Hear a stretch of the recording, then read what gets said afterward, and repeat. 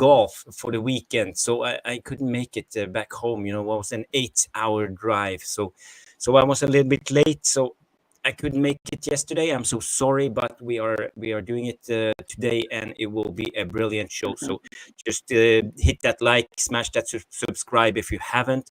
And now to Tom on McTominay.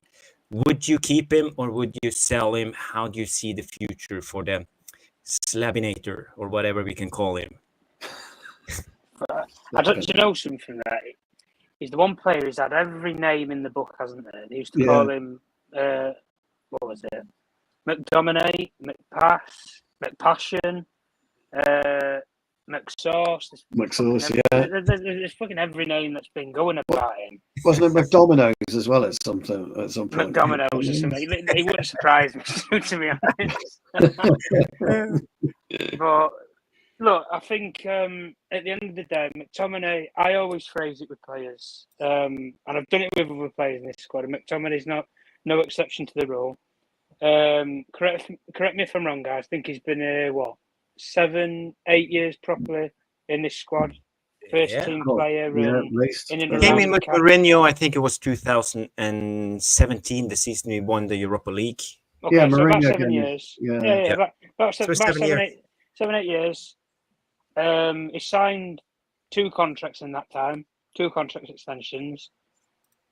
And as I say, if you've been here for 8 to 10 years and you've not won one of the big 2, or you've not played a massive part of the reason why we should keep you, the door's there. That's my policy when it comes to players at Man United. I don't want players who are bang average, who will turn up for you one season, turn up for you in moments. I don't want that. I want players who have some consistency. And my version of consistency, guys, is I don't care what you do for 5 games in a row. I don't care. I care what you do for 5 seasons in a row. That's my consistency. Yeah. I have high ambitions and high standards for this football club. And we've all seen this club years by.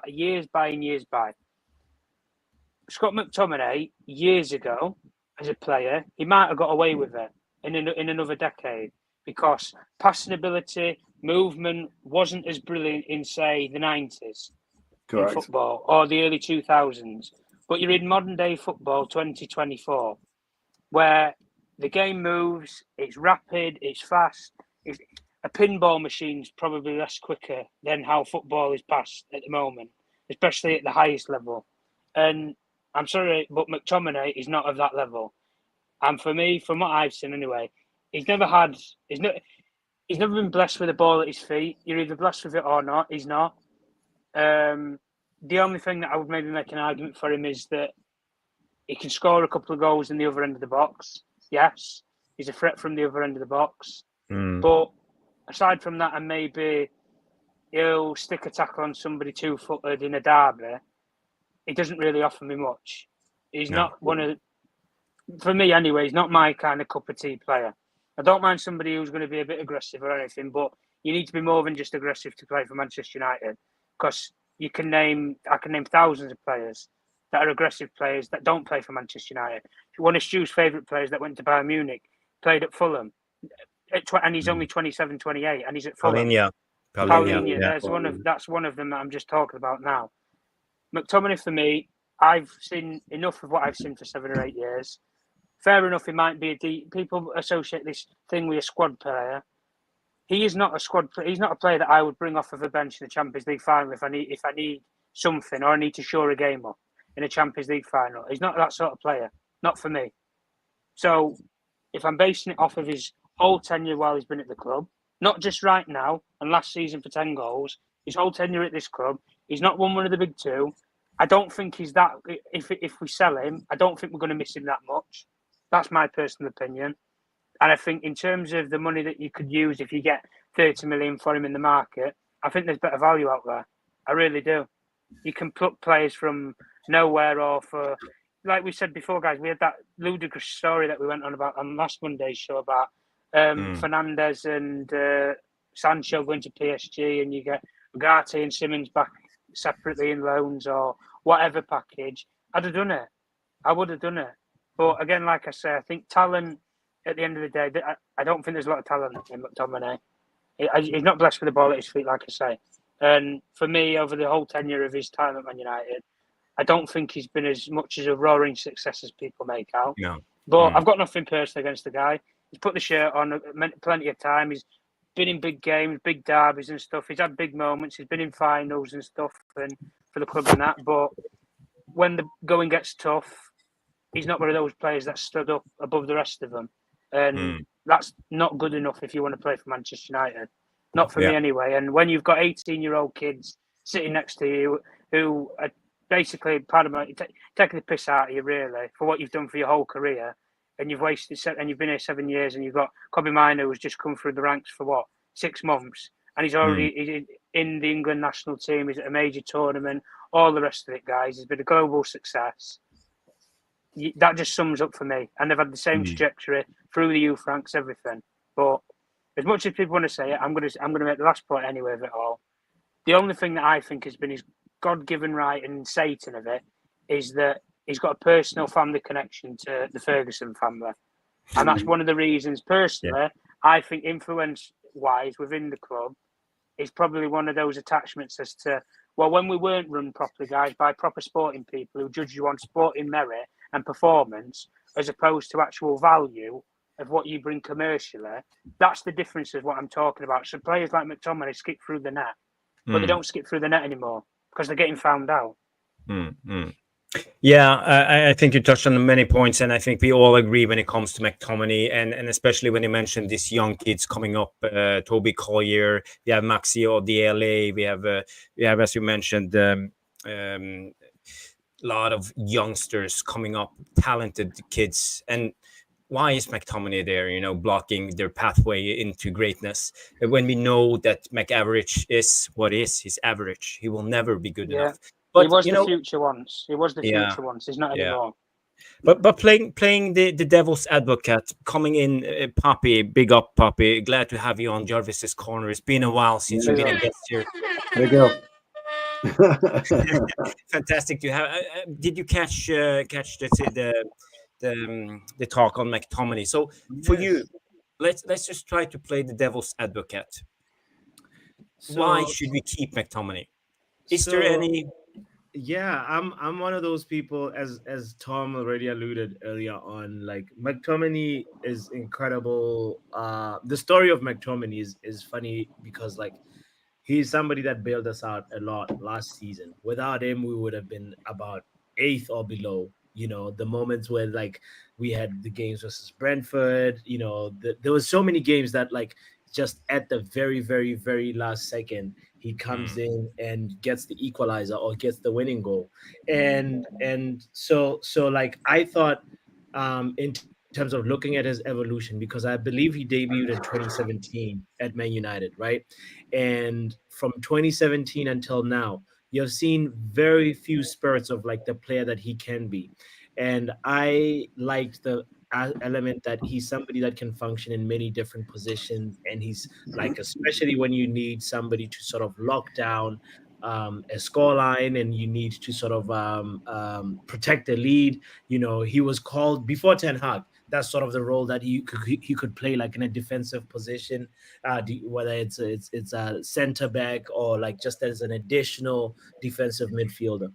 And so I looked at him that way, as, like, somebody that in the midfield, he just brings that sort of, like, safe pass, traps the ball, passes it on, and then moves into space. And that can be a useful, thing. But, like, with where we want to go at Manchester United, it's slowly hitting me that, like, it's time for a change.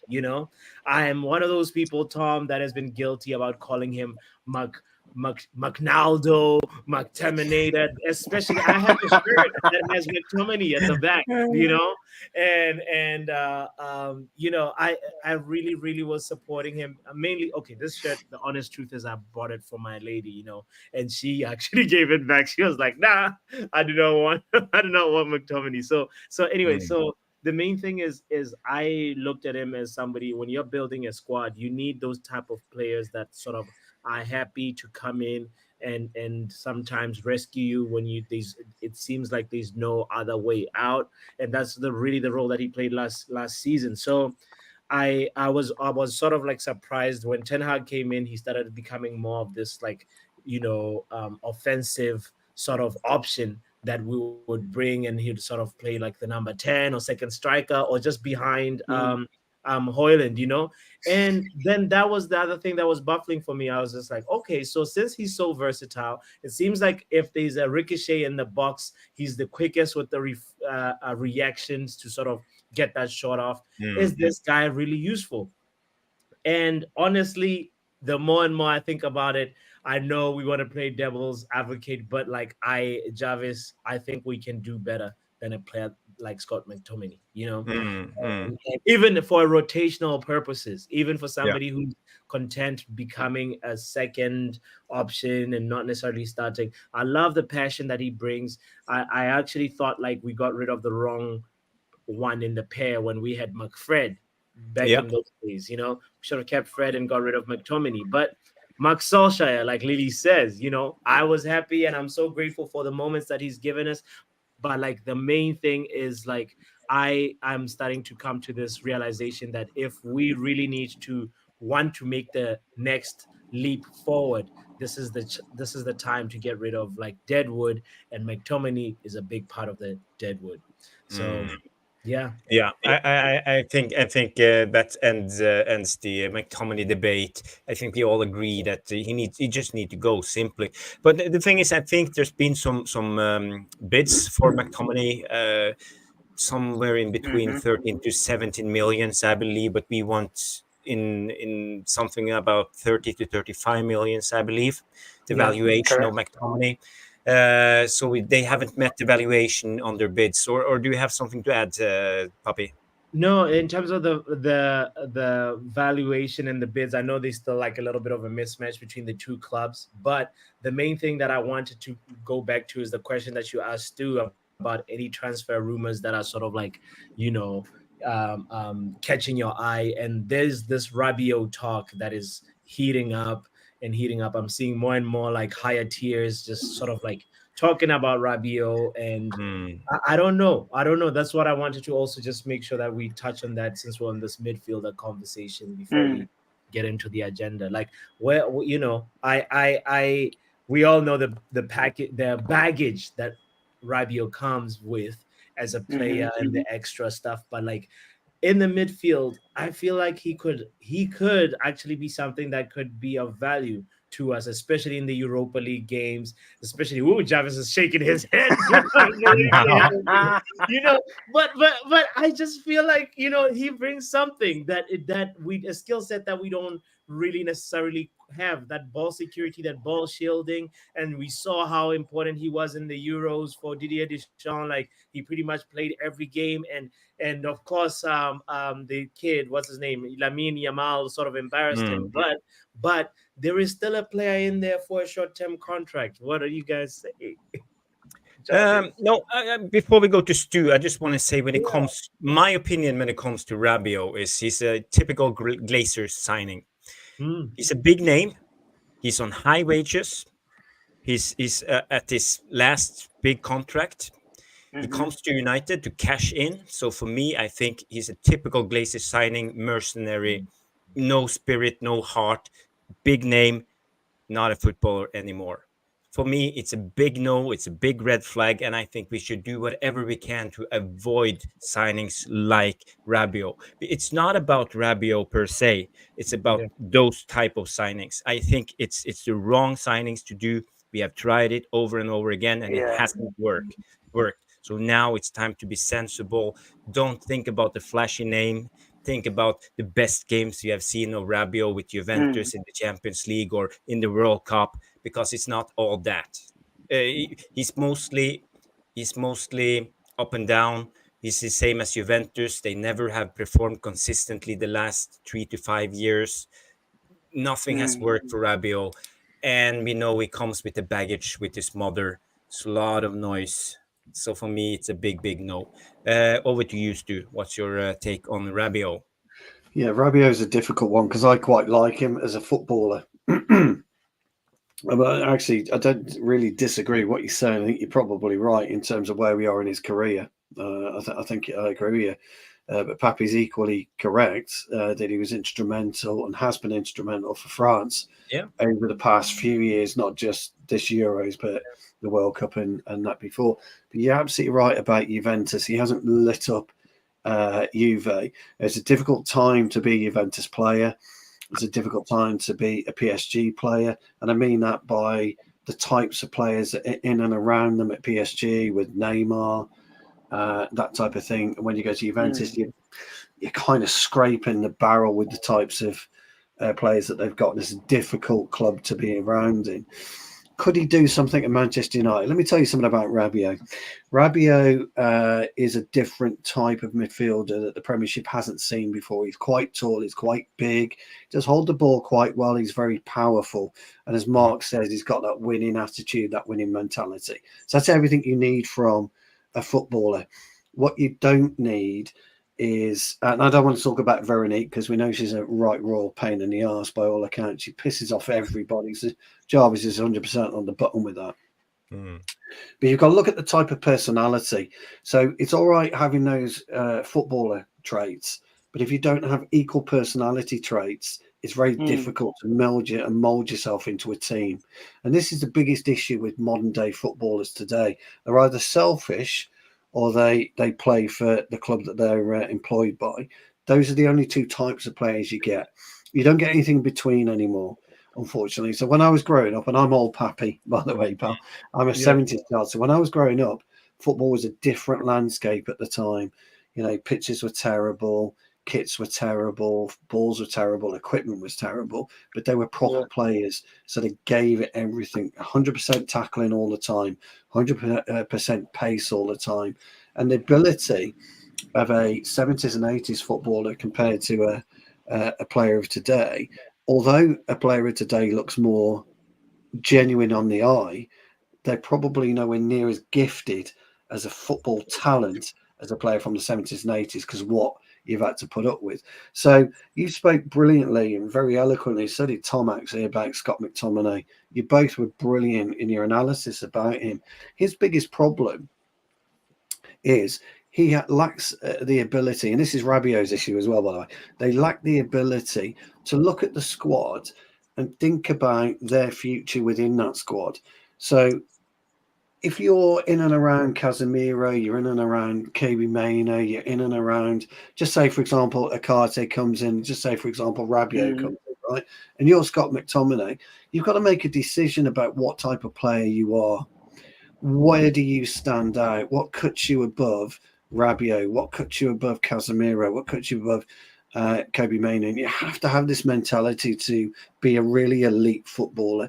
And if you haven't got that mentality to be able to analyze your own game against the people that play within your area, maybe a 10 as well, then you think to yourself, okay, I'm competent in this position. That's my preferred position. But if I evolve in a position where I'm competent at, I become a more valuable asset to the team. So for me, and I'm a great example of this, so I can kind of speak with a little bit of experience. You know, I'm a CDM predominantly. That's where I hate CDM, by the way, as a defensive midfielder. And I've managed to adapt my game to go backwards because as I was getting older, there were younger players coming in. So I had to make myself adaptable. And I had to make myself undroppable in a team of younger players. And so I went away and I worked up my game. What Tom was saying and what Pappy have both said is McTominay hasn't worked at his game. He is this player that's got to a stage in his career and he's decided himself not to develop. Now, to me, that's fucking criminal.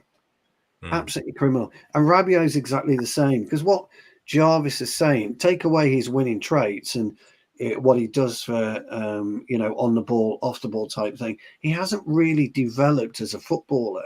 Now, is that because he's been in the wrong environment? And if that's the case, is Manchester United the environment will allow him to maybe get the best out of him for the next 2, 3, 4 years? I don't know. None of us have got the answer to that. But the problem that we've got and we've had it with too many players.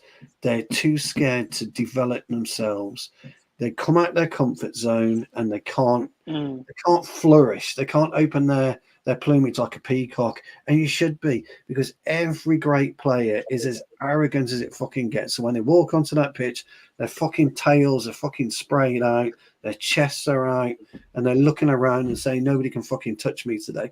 McTominay doesn't fill you with that.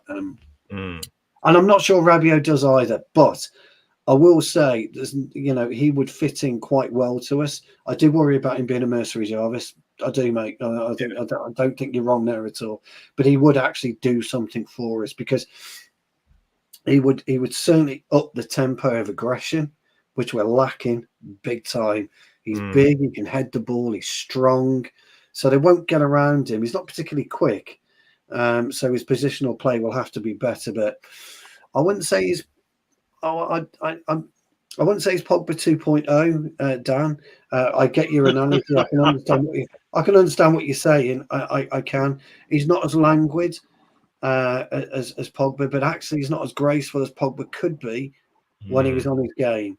So I think it'd be an interesting signing. So I don't disagree. I kind of bit of an all-rounded answer there. Sorry, Jarvis. But that's okay, Stu. But I haven't heard Tom's take on Rabiot before we wrap up the Rabiot debate and go to the main topic of the evening. Tom, what's your thoughts? I deal with football or nay? No, definite nay. I deal with football agents, not mothers and fathers. Sorry, I'm not that. There's a personal conflict of interest. If your mother needs to negotiate your deals for you because you don't want to pay a sporting agent, I am concerned, because a football agent would advise him what's best for his football career. Of course, they're going to look at a financial interest, but the football people, they've got the contacts to get you in any club in Europe. His mother does not have contacts with Manchester United, does not have contacts with all these other clubs around Europe and everything, and she's his agent, his own mother. At the end of the day, we've been on this ground before. We negotiated with her before, and she took the piss. And we're very blunt. She took the piss, far too much demands. Murto, he flew in there at, I think it was like 10:30 in the morning. He was out of there by 12 o'clock. That should tell you all you need to know. He didn't even bother to give her a full day. The money that they want for that player, for all the baggage that he brings, and I'm sorry, people can say that he's a winner and everything. Yeah, there's been a winner, but there's also being a professional. And I'm sorry, the way I look at it is, he's 28, 29 guys, right? He's had 4 months where his future's been in limbo, and his mother's not got him a deal anywhere. If he's not going to get a deal at Juventus, his mother's not got him a deal anywhere else. I struggle to believe why all these other top clubs are looking at him, and just how you guys have described it, him as a player, I agree with him as a player, but I have questions over his personal life in terms of who represents him, and I also have questions over his mentality, and his mentality based upon, you've been at Juventus, I would say, had an easy ride there. You picked up a very hefty wage for a long, long time at Juventus. You left PSG, the club that put you on the map, gave you an opportunity, and you parred them off as if there was nothing. And PSG can pay money to keep players or sign players, guys. They can pay top wages. They didn't give that guy wages for one reason. And for me, I would, if you want this player that badly, I'll negotiate the deal for you. I'd go to his mother. Your son's 28 years old. You can have 200k a week. You sign 18 months. Prove to me why you should stay longer. Because you've not got any other options. But the best way that I can see it with his mother is, his son's sitting nowhere. He's probably in France, Milan, wherever. He's probably on holiday right now. He's not got a club.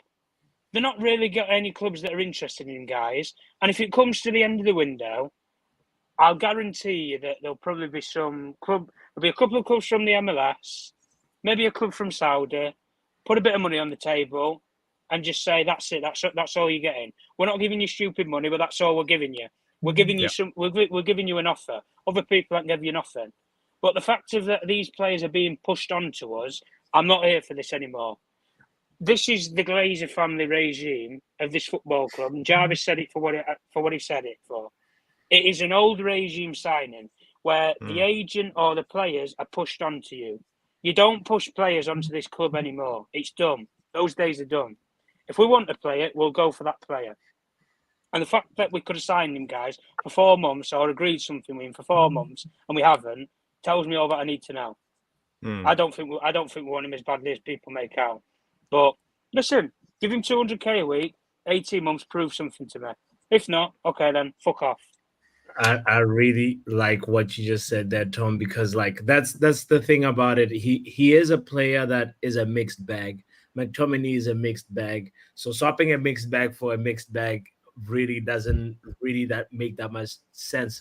Mainoo talked about his passing being neat. While Mainoo did that, I looked up some of his like stats that I just want to just quickly, if I may, Jarvis, just mention. Sure. You know, he's actually got 2.44 progressive passes per 90 minutes, which puts him in the 86th percentile of midfielders in Europe. While that kind of looks good, these other stuff that does not look good about Rabiot. So in terms of the rest of his game, he ranks poorly in terms of passes attempted, just 27th percentile. Pass completion puts him 45th percentile. Progressive passes, 35th percentile per 90, which is like a little bit like, oh, this guy, out of the things that you really want a midfielder to also be good at, like tackling and interceptions, he's like 42nd percentile in interceptions, 49th percentile in tackles. And the way we're trying to play, you know, like we want a midfielder that really can sort of, if they have to be asked to dribble a player, they're able to do that. And so Rabiot, like just looking at just like his stats, you just get a sense that he's somebody who excels at one thing, one skill set that may be good and can maybe confuse some people, but then these other important things that are not really like you know, shining. He played under Allegri and Maurizio Sarri, right? And in both occasions he had spurts where he's like, oh, this guy is good, but then from there he lacked consistency. So if Scott McTominay was French, he would be Rabiot. But the weird part about him, I like that one. Yeah, the weird part about this guy is also the fact that, you know, he's been to the Manchester City youth before. Obviously, he went into the PSG academy and you know, and now Juventus, and now obviously the stint with Juventus is done. So there is a player in there. If you can you know, discredit him, but there is a player in there. That's why he's gone to all these like big clubs, you know. He's 28 now. I just want to add, statistically, he's comparable with Joe Linton at the Newcastle. How he plays. Yeah, but So maybe give you a little bit of picture of what his attribute is. Yeah, the interesting thing about Joe Linton, though, guys, is he was a striker, and I mean that because I don't ever recall him scoring that many goals. But Eddie Howe, Joe Linton's a great, because that Paul Pappy is exactly what I was talking about. He's looking at where your favourite position is, but where are you better, or where can you adapt your game, or where can you become an asset to the team? And I think we'll all agree here, Joe Linton became a huge asset to the way that Eddie Howe wanted to play and did play at Newcastle. And when he was injured, Newcastle started to falter. So it's just an interesting little tidbit there. Okay. Can I just make this last point though, guys? I'm going to put this question to people in the chat anyway, right? Is this only consideration around Rabiot because he's for free? Because if he was at a club that we'd have to buy him for, would everybody be this interested in him? There you go. And that just proves one point there. If he's for free, everybody's suddenly interested in him. Like when before we wanted him, I think he had 12 months, did he not, guys? So we could try and negotiate the clock down and get a decent price or whatever. Or I think he was actually run out of contract and then he re-signed with Juventus. I can't remember off the top of my head. But then all of a sudden now he's not got a club, and then we're all sitting here and he's on the open market and anybody can sign him at any given time. You've just got to make a phone call and negotiate terms, and that's it. Mm. There's no club. If we had a club, would we be sitting here and saying, "Oh, let's go inside Adrian Rabiot"? I don't think we would. No. No. Yeah. Yeah, it's a great point. Actually, a great point. It's the free Okay. option. Yeah, yeah, it's a free, but free isn't always It's a good always deal. free, is it? Yeah. Yeah, Especially with 200 grand a week if you got to fork that out. yeah, But that's yeah, it's a good point. It's a good point. Yeah. I just want to move to the main topic of the evening. So tonight the topic is, we are 42 minutes into the show already, and we have the Q&A at the end. And Stu want to show us some brilliant football shoes. Can you give them just a short teaser for 2 seconds? Shoes. Well, crikey. I Take might the have a laces off. Oh, fucking hell. I've got a few here. These are what I wear throughout the season. So, and I've got some studs as well. So I just thought I'd go. I did it So on a people- previous show, actually. But anyway, there you go. Just but I've got people stay tuned. Stay I've tuned. got It some will new be ones I more. haven't used yet. So you probably guessed those because they were the shiny ones. Mark comes in with Predator. Those are yes, but Yeah, they're yeah. a special. They're a kind of a new soul predator, which I had years and years ago. But anyway, we can. Yeah. Well, the main topic of tonight is the name of the show is "Fight for Your Right." It's about fierce competition for places in the starting 11, and this season or this summer we have seen us getting linked to a lot of players in a lot of key positions. We see that now we are linked to Mazraoui at right back. He will most likely compete against Dalot. We have Yoro versus the Ligt, Mainoo versus, I would say, Zubimendi, Ugarte versus Casemiro, Amrabat, Collyer, Bruno versus Mount, Garnacho versus Sancho, and Rashford on the left. On the right, we have Antony versus Ahmad, Sancho, Garnacho, and up top we have Hojlund against Zirkzee. So there will be a lot of battles fighting for the best starting 11. And this will give Ten Hag this season a lot of options in how he can pick his team. He can pick his strongest 11 one week and his B team the next week, or he can mix it up and play a similar type of team each week. Not the best, but an average good team, and win that way. So there's a lot of options. So I just want to hear your thoughts on this, because first of all, how will the players react when there's actually competition for the places? Who want to go first? We can go with Poppy and have it say. So that's actually the thing that I believe, like, obviously there's a prediction, like as a speculation of how players will react, how this person will react. We really don't know until we get there and see how they actually handle that pressure, because being a Manchester United player is not just a test on the pitch, it's a mentality test. You have to pass that, and you have to do well at that. So, and part of this mentality test is also it's not just what the fans say about you, it's like what you actually do in terms of, like, making sure that you give the manager something to think about. When you're given a chance, you really have to show that I deserve to be the person that's on the left wing, So I really, really think, like, there will be some players that give the vibes that they will thrive under when you're given an opportunity to compete against somebody. But then there's some that might crumble. We've seen, like, Luke Shaw always is that guy when if you're in a relationship with somebody and then there's somebody else that's texting you and stuff, and then this person just starts showing that best, Luke Shaw is that guy. He needs you, is that basically that guy who needs that pressure, that, like, she's flirting with somebody else, or he's flirting, so he's unfortunately like somebody that, at the end of the day, obviously that's how you get the best out of Luke Shaw. Make sure you have a good deputy to, like, give him that competition. But in terms of, like, the matchups that you just read out, I really, really, really want to see how Yoro and the Ligt sort of, like, push each other to the next level.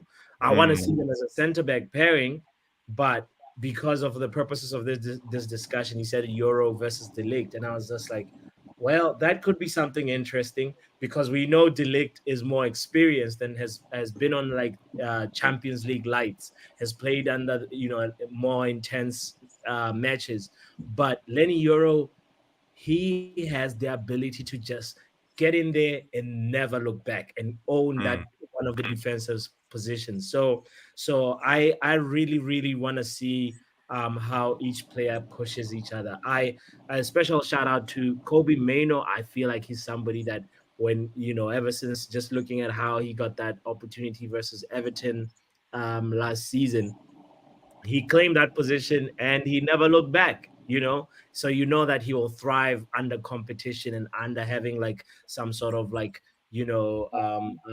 somebody sort of just like threatening to come in whenever he's not available. Who was you read out Bruno versus Mount? I think, was it Bruno versus Mount? For example, Yeah. I wouldn't want to touch all of them, and let others also chime in on the other ones. But the last pairing that I want to say something about is the Jadon Sancho versus Garnacho. We know Sancho is somebody that is how would I refer to him? He's a very sensitive introvert. Now, I'm an introvert myself, believe it or not. I am somebody that's like very much just loves, I like being around people, but I like keeping to myself. So he's somebody that I feel like the mentality is not really where it needs to be.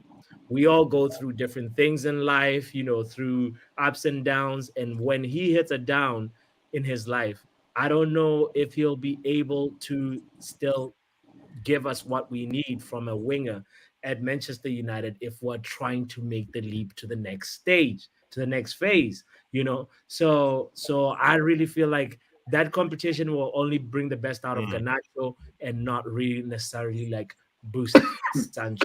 He's playing a lot of like the preseason games and so forth. Yeah. But as soon as he's not selected, he might sulk. He might go on social media. Yeah. Great point. I want to go to Stu now and hear your point, because there's several things we got to think of when it comes to this competition. And Ten Hag into all of this, you suddenly have a luxury problem: who to pick, how should he conduct his team, how should he pick his 11. Will players actually start competing internally? Will the level of trainings be better? Will they try to prove to Ten Hag that they deserve place in the team? How will it play itself out? Yeah, it's a question that we're asking, and it's actually a question we shouldn't be asking, because take the mighty Tipton Town as an example. Our team environment from a overall perspective is great. We're all friendly, etc., etc. But when we're training, I fucking hate every single one of the opposition that I'm playing against. Because I want to be the very best at all times. So when I'm looking around, and if there's 4 or 5 centre backs in my position, I'm looking around and I'm thinking, right, what's he doing that I'm not? What can he learn from me that I don't want him to learn? And you become almost very single-minded in the way that you go about playing your game, but you're still playing it to the very, very highest level. But you're holding things back at certain elements. So if you're marking a particularly aggressive forward, and sometimes we do play with aggressive forwards in training, so that we're able to deal with those in match situations, you might just deal with them differently to what you'll do in a match situation. And this is to really make sure that you're up there alone and identified as undroppable, because that's all a footballer should be concerned about, is being undroppable. And then when Thursday night comes and you're in your briefing, and then you're discussing the team for Saturday, or the manager is, I then become white as a fucking sheet until I'm picked. Until I see my name up there, I'm white as a fucking ghost. I'm shaking. I'm fucking horrible. I feel horrible. I feel sick. And, I play regularly, Yeah. I've got the skipper's armband and I always play, but I never take my position for granted ever. Because the first time you do that, first time that little bit of complacency pops in, your game goes, oh, well, I'll be all right if I make that mistake because I'm going to play next week. Oh, I'll be fine if I don't make that 10-yard run because I'm going to play next week. If I don't make that 5-yard pass, I'll be fine. I'm going to play next week. You can't have that mentality. So when a new player comes through the door, my first thought is, what the fuck's he doing here? I don't need him. We don't need him. You do, or you might do, but my mentality is, what the fuck are you doing here? You're a centre half, bring it on, mate. I don't care. And I'll go at him, and I'll go at him, and I'll see what he's about. If he's against me in training, I'll go at him all the time just to see what he's about. If he's in my team, I'll be looking at him, I'll be watching him. And this is, and what I'm talking about, by the way, is nothing new at all. Nothing new at all. It's just one of those things. No one's undroppable. No, absolutely, nobody is undroppable. And that's how I go about it. It's not everybody's way of doing it, but I always find that if it's not, I find that quite a weak mentality in other players. And people always say, you look around the dressing room, you look around and you see winners, etc. You just look into their eyes. As soon as they walk through the door, are they dicking about? Are they joking? Or are they taking it a little bit seriously? They're a little bit quiet, getting on with their routine. And you notice all these things. You really do. You notice. And you want somebody who just comes in, puts his bag down, gets on with his routine, because he's kind of focused on what he wants to do. And come Saturday afternoon, when we're in that dressing room, 15 minutes to go before the whistle, the manager's giving you the last few bits of instructions or whatever, you're all focused, you're quiet, you're listening, you're focused. You stand up, you do your hoorah, whatever it is people do, and then you move out to the pitch. But the first time you let that slip, you let that fucking mask of aggression slip, you're fucked. You're absolutely fucked. I promise, Oh, thank you, babe. Thank you. You're fucked. I promise, you've been a player, Jarvis. You know yourself. If you can't give it for 100% of the time, you're gonna struggle in any type of football. And basically you have to deserve a place in the starting 11 all the time. And if you don't perform at the level you need as needed, then you're out. And this is Ten Hag's luxury. If we get the signings we want this season, I think he will be able to pick and choose for once. Okay, I was going to go with the next question to Tom, but he's out for a couple of minutes, so we have to go back to Bobby Bodzwana Papi. So Let's go. What kind of players do you think will cave under pressure and don't take this competition good? We have players like Dalot. I'm not sure about, because he's been competing it out with Wan-Bissaka now the last couple of seasons. It's been a little bit on and off and on and off. So, for example, with a player like him, what can you expect? I disagree. I feel like Dalot deep down knows that he's number one, and he's somebody that gives his all, knowing that he's number one on the selection. Like, it's really, really, really rare. Like, I just feel like Dalot knows that he's number one, and Wan-Bissaka will probably be called in for a specific moment. But what if Mazraoui comes in? So if Mazraoui comes in, because he's a Ten Hag pupil. Sure. But I don't expect a caving in or a drop in mentality from Dalot. Honestly, I just feel like he would actually even, maybe even give 5% more if he has 5% more, because I feel like he's somebody that really usually, for most cases, leaves his best. Like he leaves his blood, sweat, and tears on the pitch, So for Dalot, I feel like he would get the same from him. There's moments where he makes mistakes. Everybody makes mistakes. That's just part and parcel of it, of a game. Yeah. But I see more of an elevation. If anything, like Mazraoui coming in will help Dalot like recharge, and Dalot deep down is gonna know that he's number one, but he's not gonna take it for granted. That is just my prediction on him.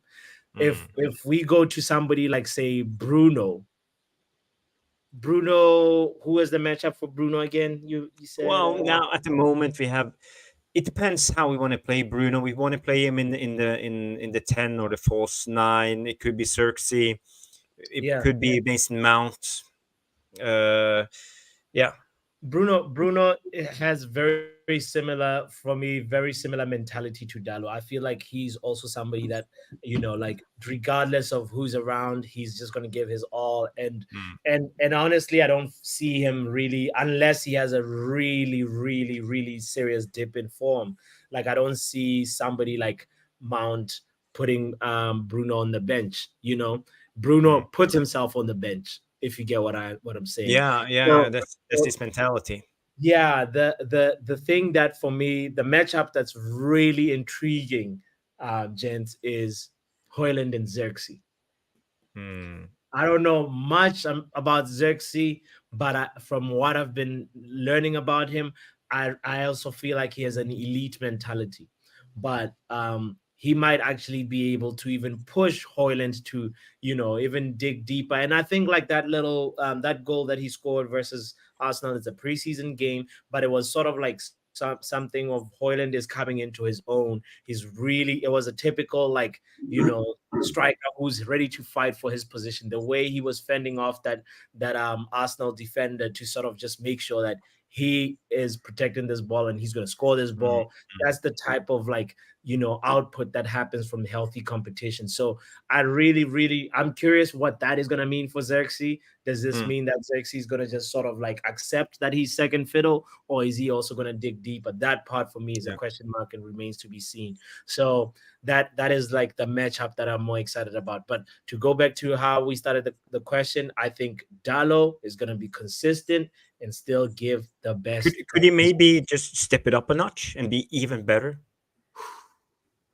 I just feel like he's doing his best, and he's all, Mazraoui like has the whatever Carabao Cup games, the early stages of FA Cup, like maybe Mazraoui will have his opportunity to really show what he can do then.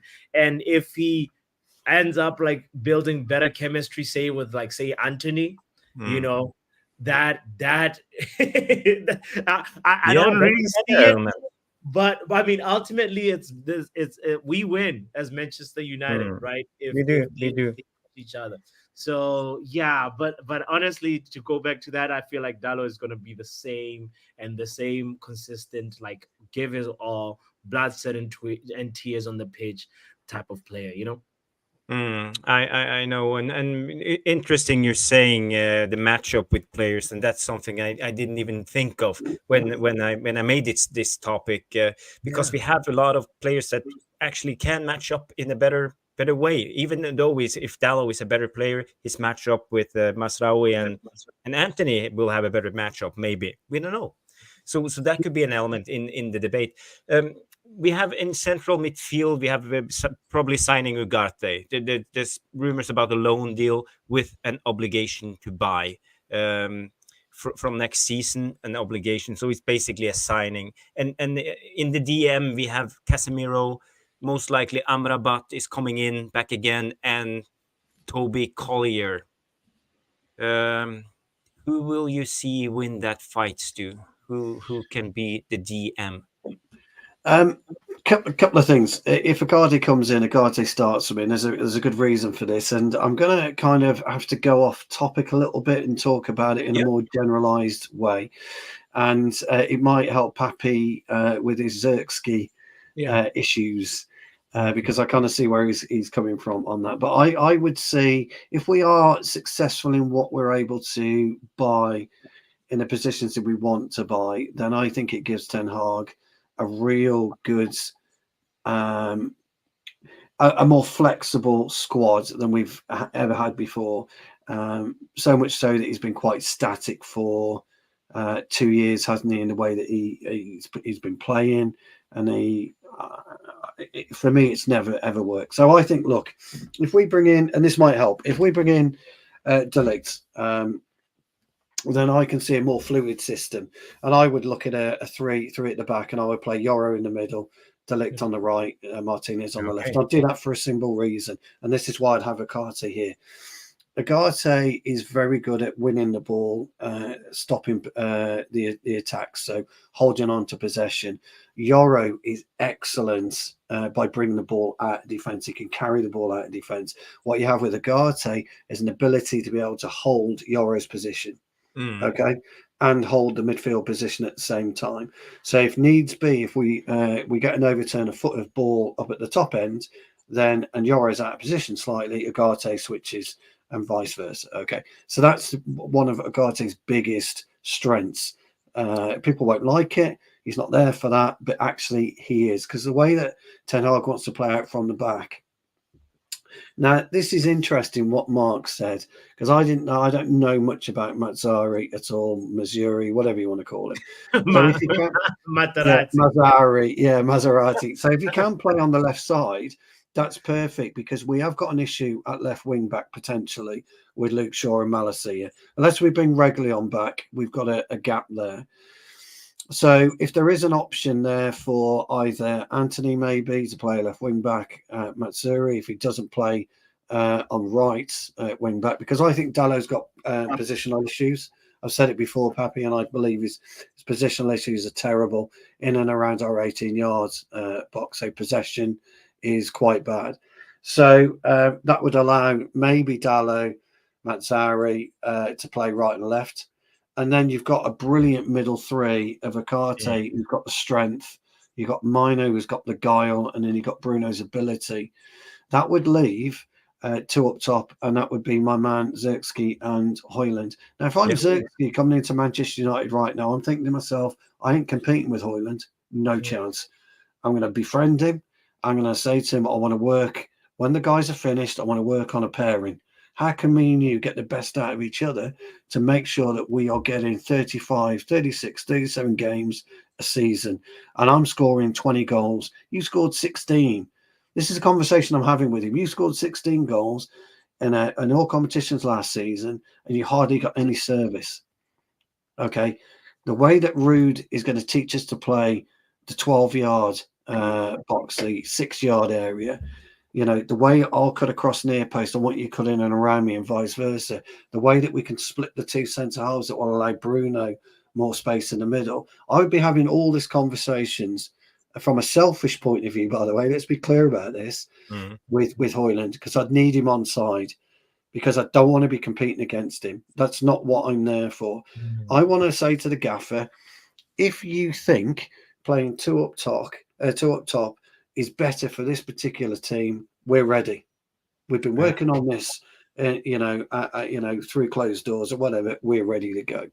If he's very stubborn and he's single-minded, then what do you do potentially with Martinez? Because Pappy made a great point. I'd like to see Yoro and Ligt together. Yeah. Or if Branthwaite comes in, for example, we don't get Ligt, we get Branthwaite. So the whole idea of squad building is to be able to utilize the squad better and be able to play something different. Okay, something completely different that we did against City, in the final part of the season, where we were brilliant for the first half at the Etihad. Yes, we ended up losing 3-1. We were the better team in the first half. We were better in the cup, in the FA Cup final. We played slightly different. So by getting these types of profiles of players, going into training every day and working on a variety of different kind of ways of playing. I'm not going to talk about systems, but ways of playing, interaction, intertwining players. So if Ugarte is injured, Casemiro can come in. So your points are relevant, Jarvis. What you're asking is relevant. If Bruno doesn't make it, maybe Mount can come in, or vice versa. Mount might unsert Bruno this year. Who knows? None of us know. We don't know. Yeah. But what the question I'm going to get asked, and I can see Pappy's probably already talking about it, what happens to Rashford and what happens to Garnacho? You're absolutely right, fella. You're absolutely right. But isn't this what football at the elite level's about, though?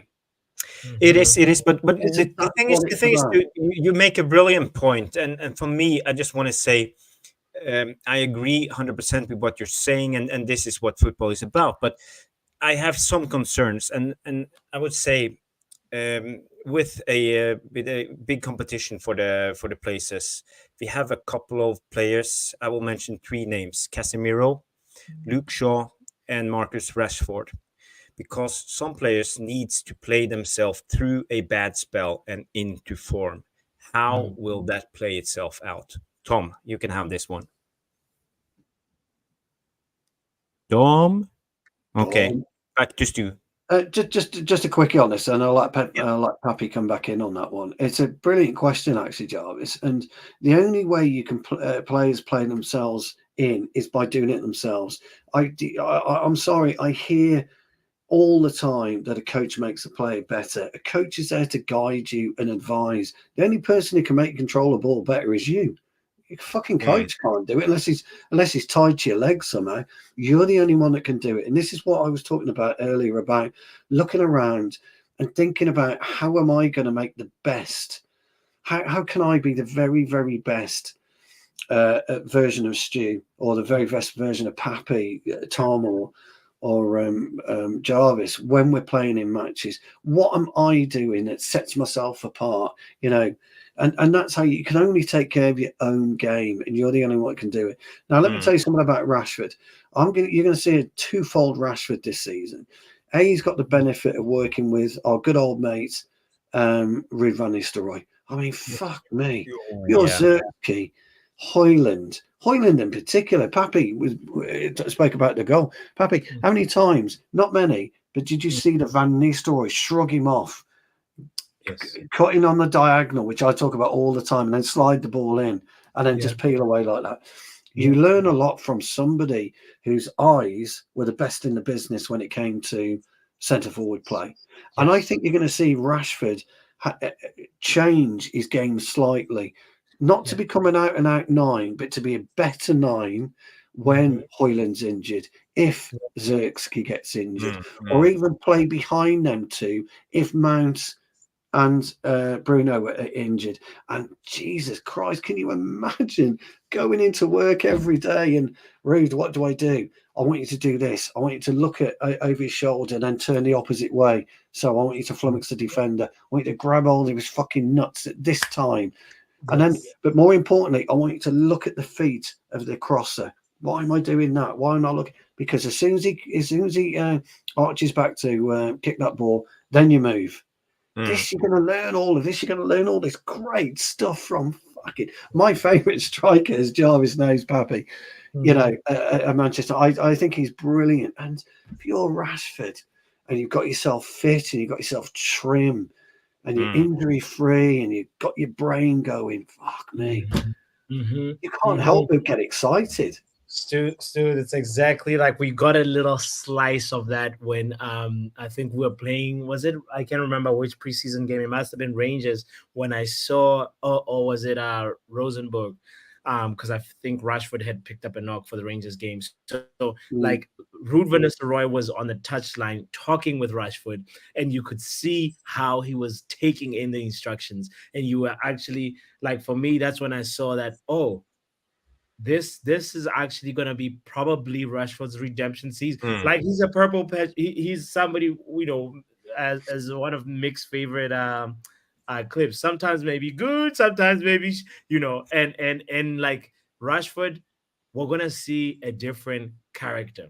The thing that you mentioned earlier on, Stu, made me remember that there was all these like information reports coming out that the main thing that Ruud van Nistelrooy is working on is patterns of play, telepathic understanding of where your teammate needs to be when you receive the ball in a certain zone, in a certain area of the pitch.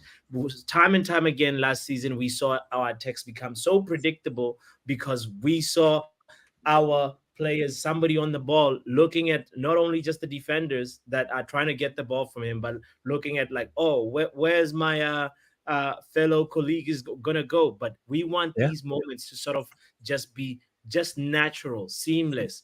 Like I don't need to say, all right, Stu, cut in. You already know that anytime I receive the ball in this area, that Stu has to be doing the diagonal run, or he's expecting the ball in the near post. That's how you actually get better and build fluidity as an attacking force.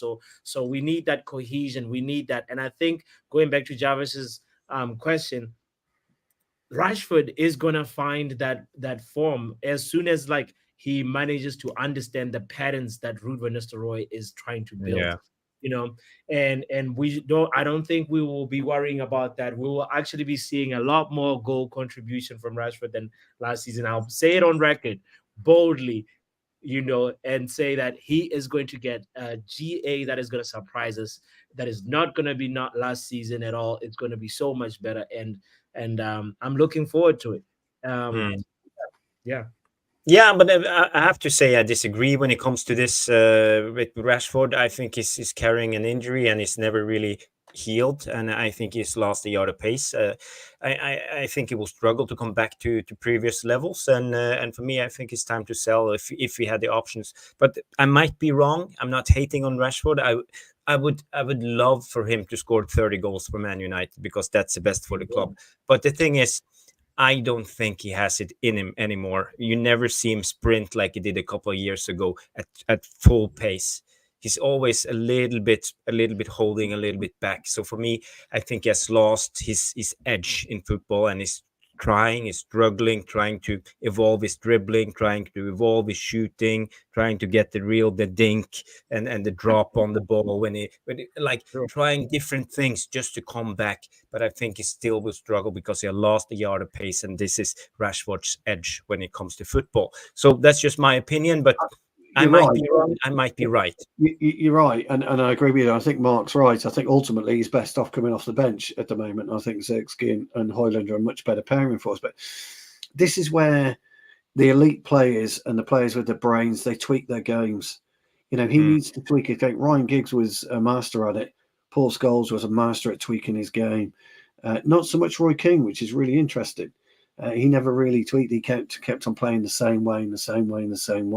Eric Cantona did, but Eric Cantona was at a different level. But there are players that need to tweak the game. He needs to tweak his game a lot better. You're absolutely right. He's lost that yard of pace, so he's got to decide where to position himself when the transitions come in his way. He's got to make that decision on which segment of the pitch I'm best served, because I ain't got the pace to get round Kyle Walker anymore. So do I need to be tighter up against him and muscle him off it if I can muscle him off it? So those are decisions he's going to make. And again, that's down to him. Do you think maybe it's because he bulked up, because he's much heavier now, especially in his upper body, than he was a couple of years ago?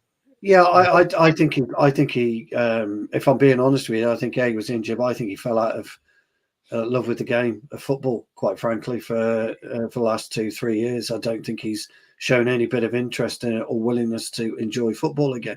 But again, that's down to him to deal with it.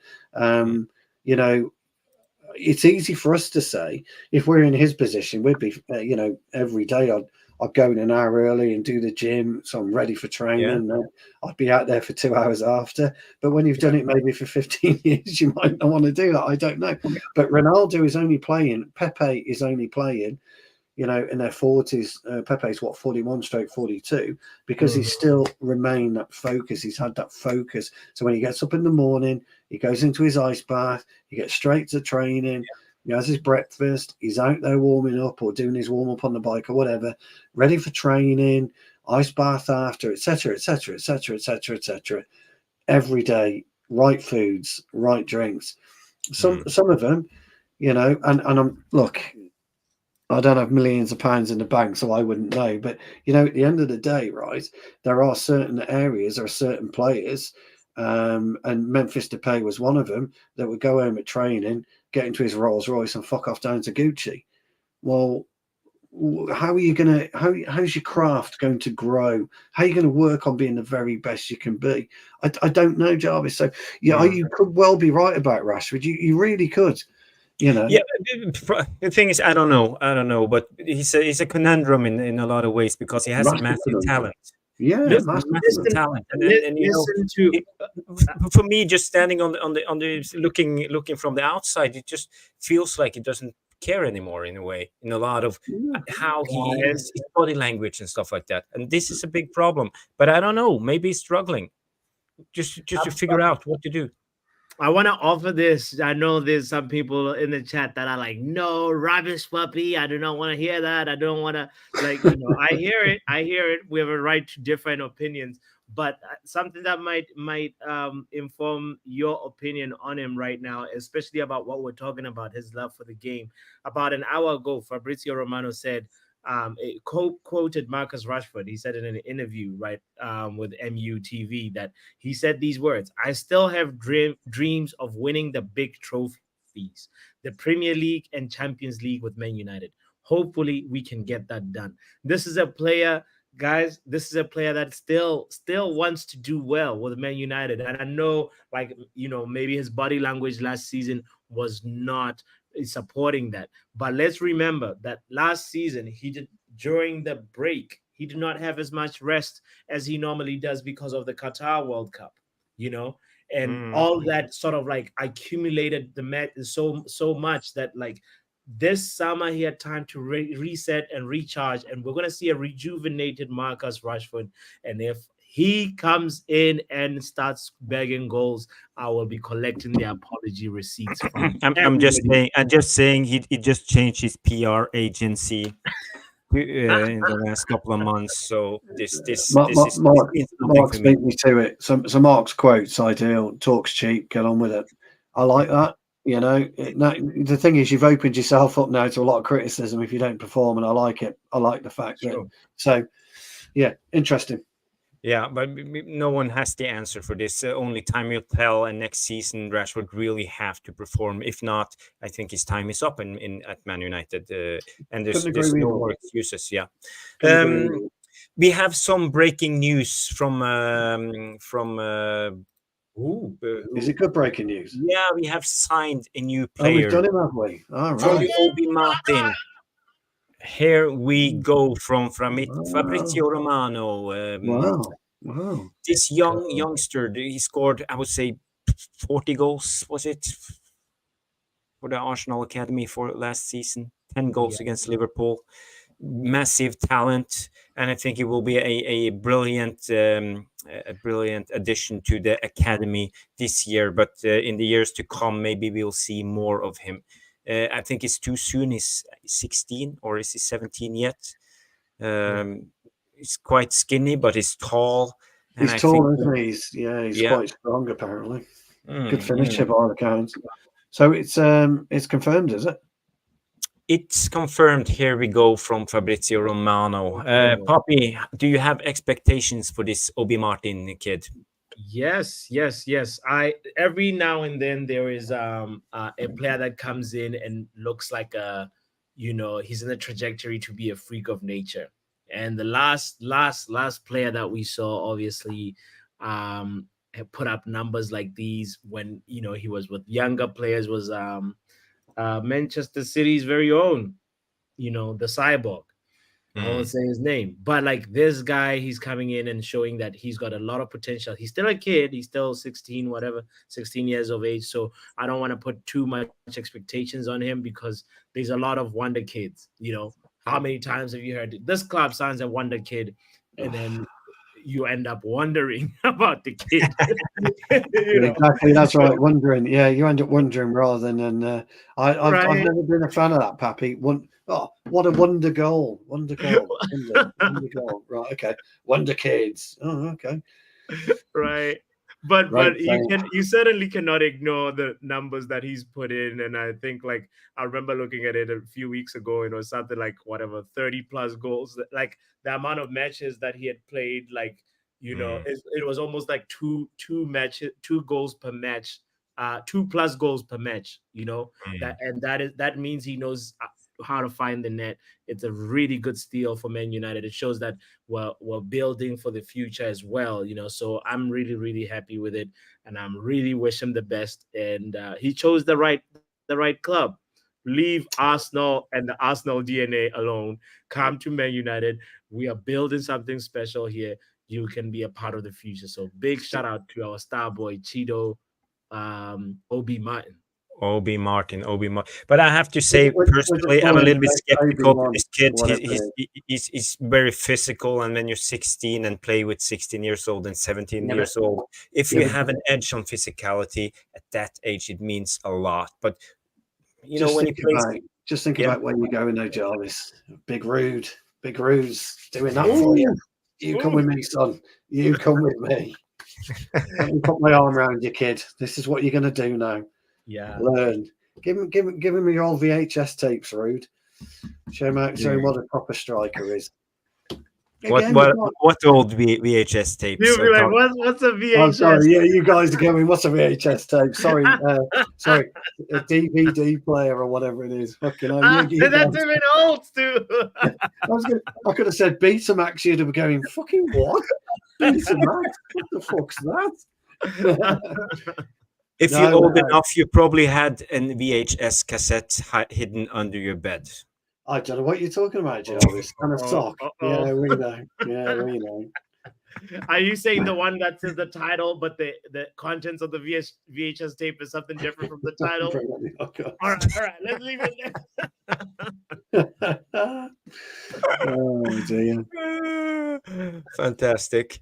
Well, I think it's great that we're signing young players, and I think there will be more to come. As someone in the chat mentioned, Ten Hags Master Plan. We have a vision. We want to build for the future, and this is the future. We want to bring in the best, youngest talents, and I think we have just seen the beginning. I think this season we will see players like Ethan Wheatley, Toby Collyer, Amas, Maxi Odiele, Will Fish.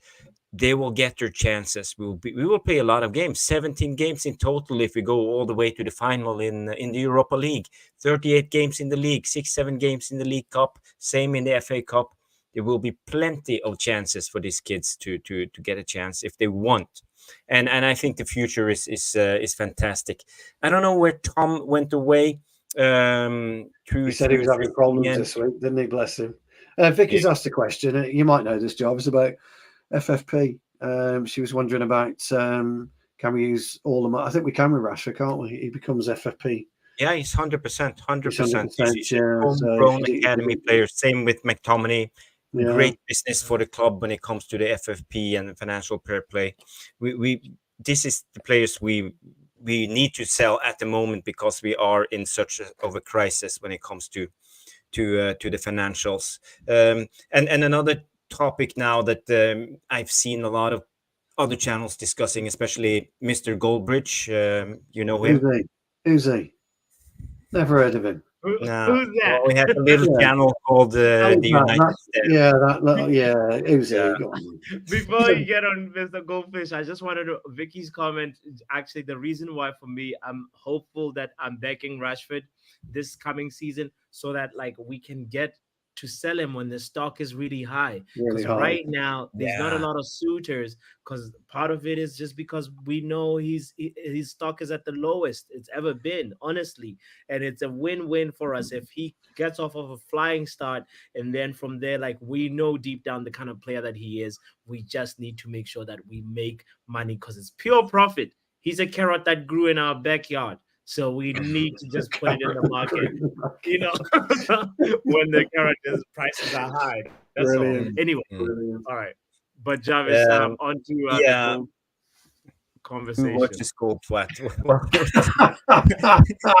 Yeah, exactly. I don't want to call any names. You know, everybody's entitled for an opinion. Sometimes I watch Mr. Goldbridge. And now the topic is he's skeptical about getting rid of players.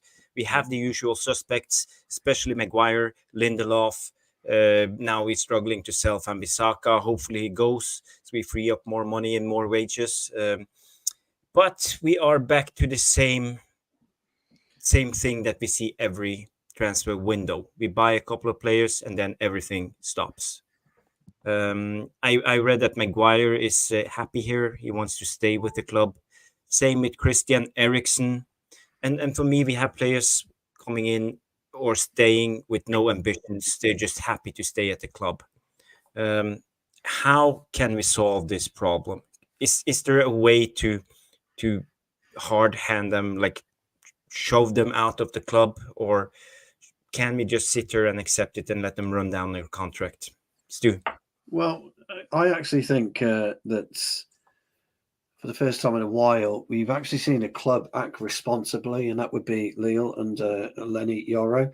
I'm absolutely convinced the chairman said to his entourage, "We've had this bid from Manchester United and you're going. We are selling you." And that is it. Because back in the 80s, the 90s, even the early 2000s, you'd have been dragged in the office, or you'd be dragged into, if you're out for dinner, you'd be dragged into Ferguson's car. And so we've taken a bid for 10 million from Inter Milan. You need to make the arrangements. You're going. We sold you. Football needs to get back to that. Football cannot continue down this path of agents crying all the time.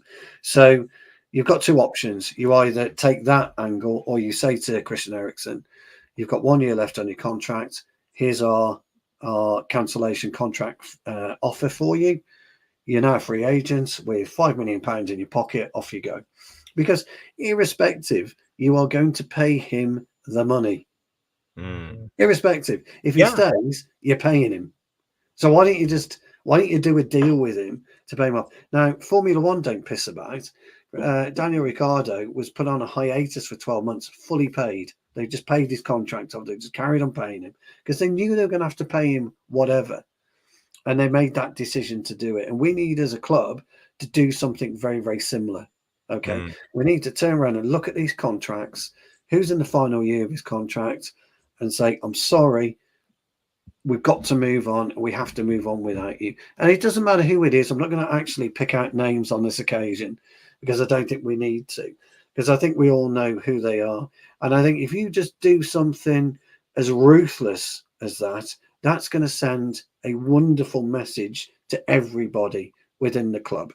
That is, whoever you may be, whatever contract you are on, we decide what happens to you. You no longer dictate to Manchester United what you're going to do. Oh, and by the way, other clubs, other players, this is what you're walking into. So if you come into Manchester United, you now operate under our rules. I'm sick of the agents. The agents, Fergie spoke about this back in 2010, or even earlier, actually. Earlier. When it was particularly Paul Pogba's agent. He was fuming with him. I can't remember the actual year, so forgive me, guys. Somebody might be able to tell us in the VAR room. But he made that point about how difficult Mina Riola, God rest his soul, was to deal with, and other agents, how terrible Kia Jarabshin back in the day with Tevez and Mascherano, that these agents were terrible. And he made that point. And so now you've got to turn around and say, you got to draw that line in the sand and say, look, I'm sorry. We don't need you. We've got to move on as a club. We have to. Thank you, but you're gone. And that is it. And there's no comeback from it. And if they don't do that, and we haven't done that for the last 10 years, and you've seen that, as Pappy said, McSauce has been with us, McTominay's been with us, Maguire, Lindelof. Lindelof's been with us, what, 8 years, 7 years? He was signed by Mourinho. I've lost count how long he's been. He's been with us. Luke Shaw has somehow managed to survive. I get it, brilliant talent, but injured for 6 months of the season all the time, and we know why. We know why he's injured. Mason Mounts, he may come good this season, but fuck me, I'd have dragged him in and said, "Look, pal, you can't have a season like that again, mate, because you're gone. You're out the door. You're gone. You can't keep doing this because you're just blocking the path." And all I am asking and would say, and if I was in the board, you've got to get ruthless again. Eriksen's a great player on his day. We know all this. He looks very, very fit, does Christian Eriksen. So does Casemiro. They look very fit, very neat and very tidy in their appearance. But they're going to be bit part players this year. Casemiro's on 300,000 a week as a bit part player. Do we want that? Move him on for 20 million Somebody will take him for 20 million quid. You're going to lose the money, but you still got to pay him. You still have to pay him. So, look at again, I'll go back to Smith Rowe. Has hardly kicked a ball for 2 seasons, but yet Fulham have forked out 30 million quid for him. 30 million quid. You got to love it. I do. I think it's brilliant business by Arsenal. I'll doff my cap to Edu yet again. Sancho's, another one. He's on 250, 300 grand a week. Sorry. You've got to go. You can free up so much money by being ruthless, but it's a pipe dream. Well, it won't happen. So I don't know why I bothered talking about it. It won't happen. Well, we have the financial issues that holding us back when it comes to this. I agree 100% with what you're saying, Stu, and I agree so wholeheartedly at what you said about Mason Mount. Bring him in, tell him, we won't accept another season like this. It's up to you to keep yourself fit. If you get injured and you will be out for half of the season, we can't have you on board anymore, and we will try to sell you and terminate your contract or whatever to get you out, because this club is moving forward with or without you, Look, sorry, and I'll be very, very brief, but we've just signed this new 16-year-old kid. His dream will be to walk out for the first Premier League match in the new stadium. That will be his dream, and that's how it should be. That's your goal. That's your focus. We're building a stadium. It's going to be 3 years. I want you in the first team in 3 years' time. That's something to get hold of. Mason Mount, will you do me a favour? Will you at least give us 10 games, maybe 30 games before you actually get to the new stadium? We don't want Mason Mount walking out in the new stadium. We don't want Lindelof walking out in that new stadium. Casemiro, Eriksen. With all due respect to these players, we don't need that. We need somebody else, whoever it may. We need Pappy walking out there because it's different. It's a different body. It's a different pairs of eyes. A young Jarvis with his long locks, flowing locks, walking out there, because it's different. Mark, this morning I was watching Mark's show. He was absolutely on fire this morning. He was brilliant this morning. That energy out on that pitch for us in the new stadium would be exactly what we need. You can't. Casemiro, if I'm him, I'm saying to my agent, just get me to Saudi Arabia. I'm going to retire. Eriksen, I'll go do it to Miami. I'll go out to America and I'll retire there. Lindelof, Italy, Sweden, Turkey, I'll go and retire there. McTominay, do you know what? I could get into Palace's side and make a difference. I could get in West Ham, I could make a difference. I could go to Fulham, I could make a difference. This is what I will be doing. Sancho, fucking hell, Paris. Go on then. But it's just me. You have a point there. I really feel like PSG would benefit from a winger like Sancho. If you've been sort of observing what Luis Enrique has been trying to do, it's clear that he wants his wingers to keep the ball circulating, and they had the identity, or they were using Mbappe's pace and exploiting it, putting the ball behind the opposition's defensive line. But right now there's a little bit of shift and evolution in identity that he's trying to do. So I really feel like somebody like Sancho could actually go in there and be a great face for PSG. They need also some pull, and Sancho, it will bring those eyes to Ligue 1. It's just a match that is almost made in heaven, that he should just go and enjoy life. Sancho seems like the type of player that benefits from having a lot of time on the ball, and Ligue 1 is perfect for that. From the players that you want to clear out, Stu, I really am on board with everybody you mentioned, but then we also have to look at the fact that there are some players, even though some of their contracts are expiring next year this time, there is players that we have a year option to extend, right?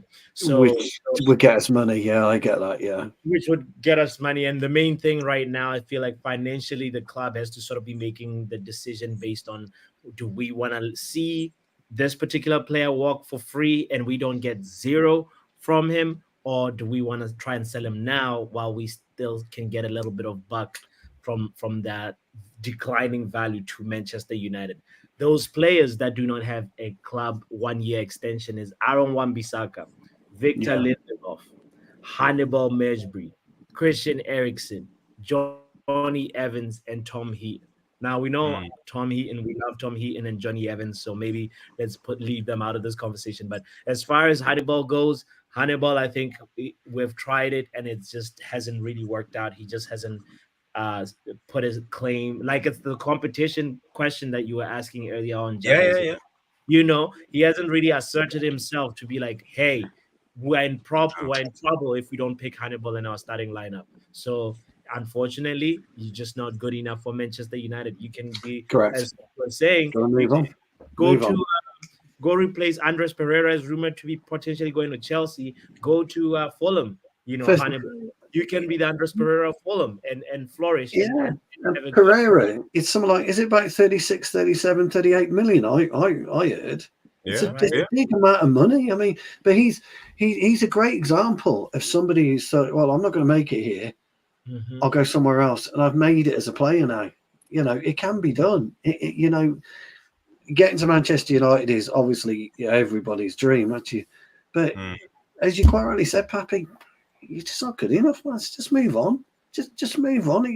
You will have Manchester United forever on your CV. Nobody can say that about you. You were at Manchester United, but now it's time to move on.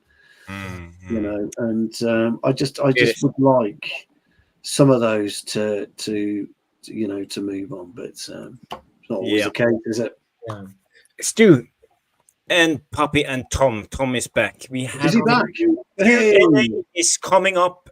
Get your questions in, people. Whatever you have questions to Stu, what kind of football shoes, boots do we wear when training or when playing matches, or what kind of aftershave do Poppy use, or I don't know, whatever you want to ask.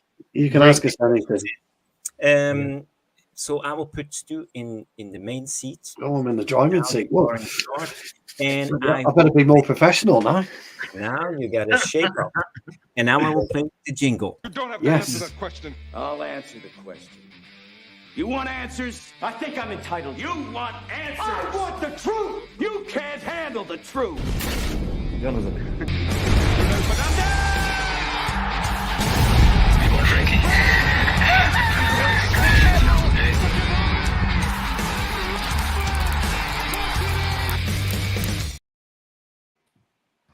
Right. Well, thank you, Jarvis, Pappy, and Tom. As always, when Tom and Pappy join us, you get a high caliber of football knowledge, and then you get Jarvis and myself, which is way below.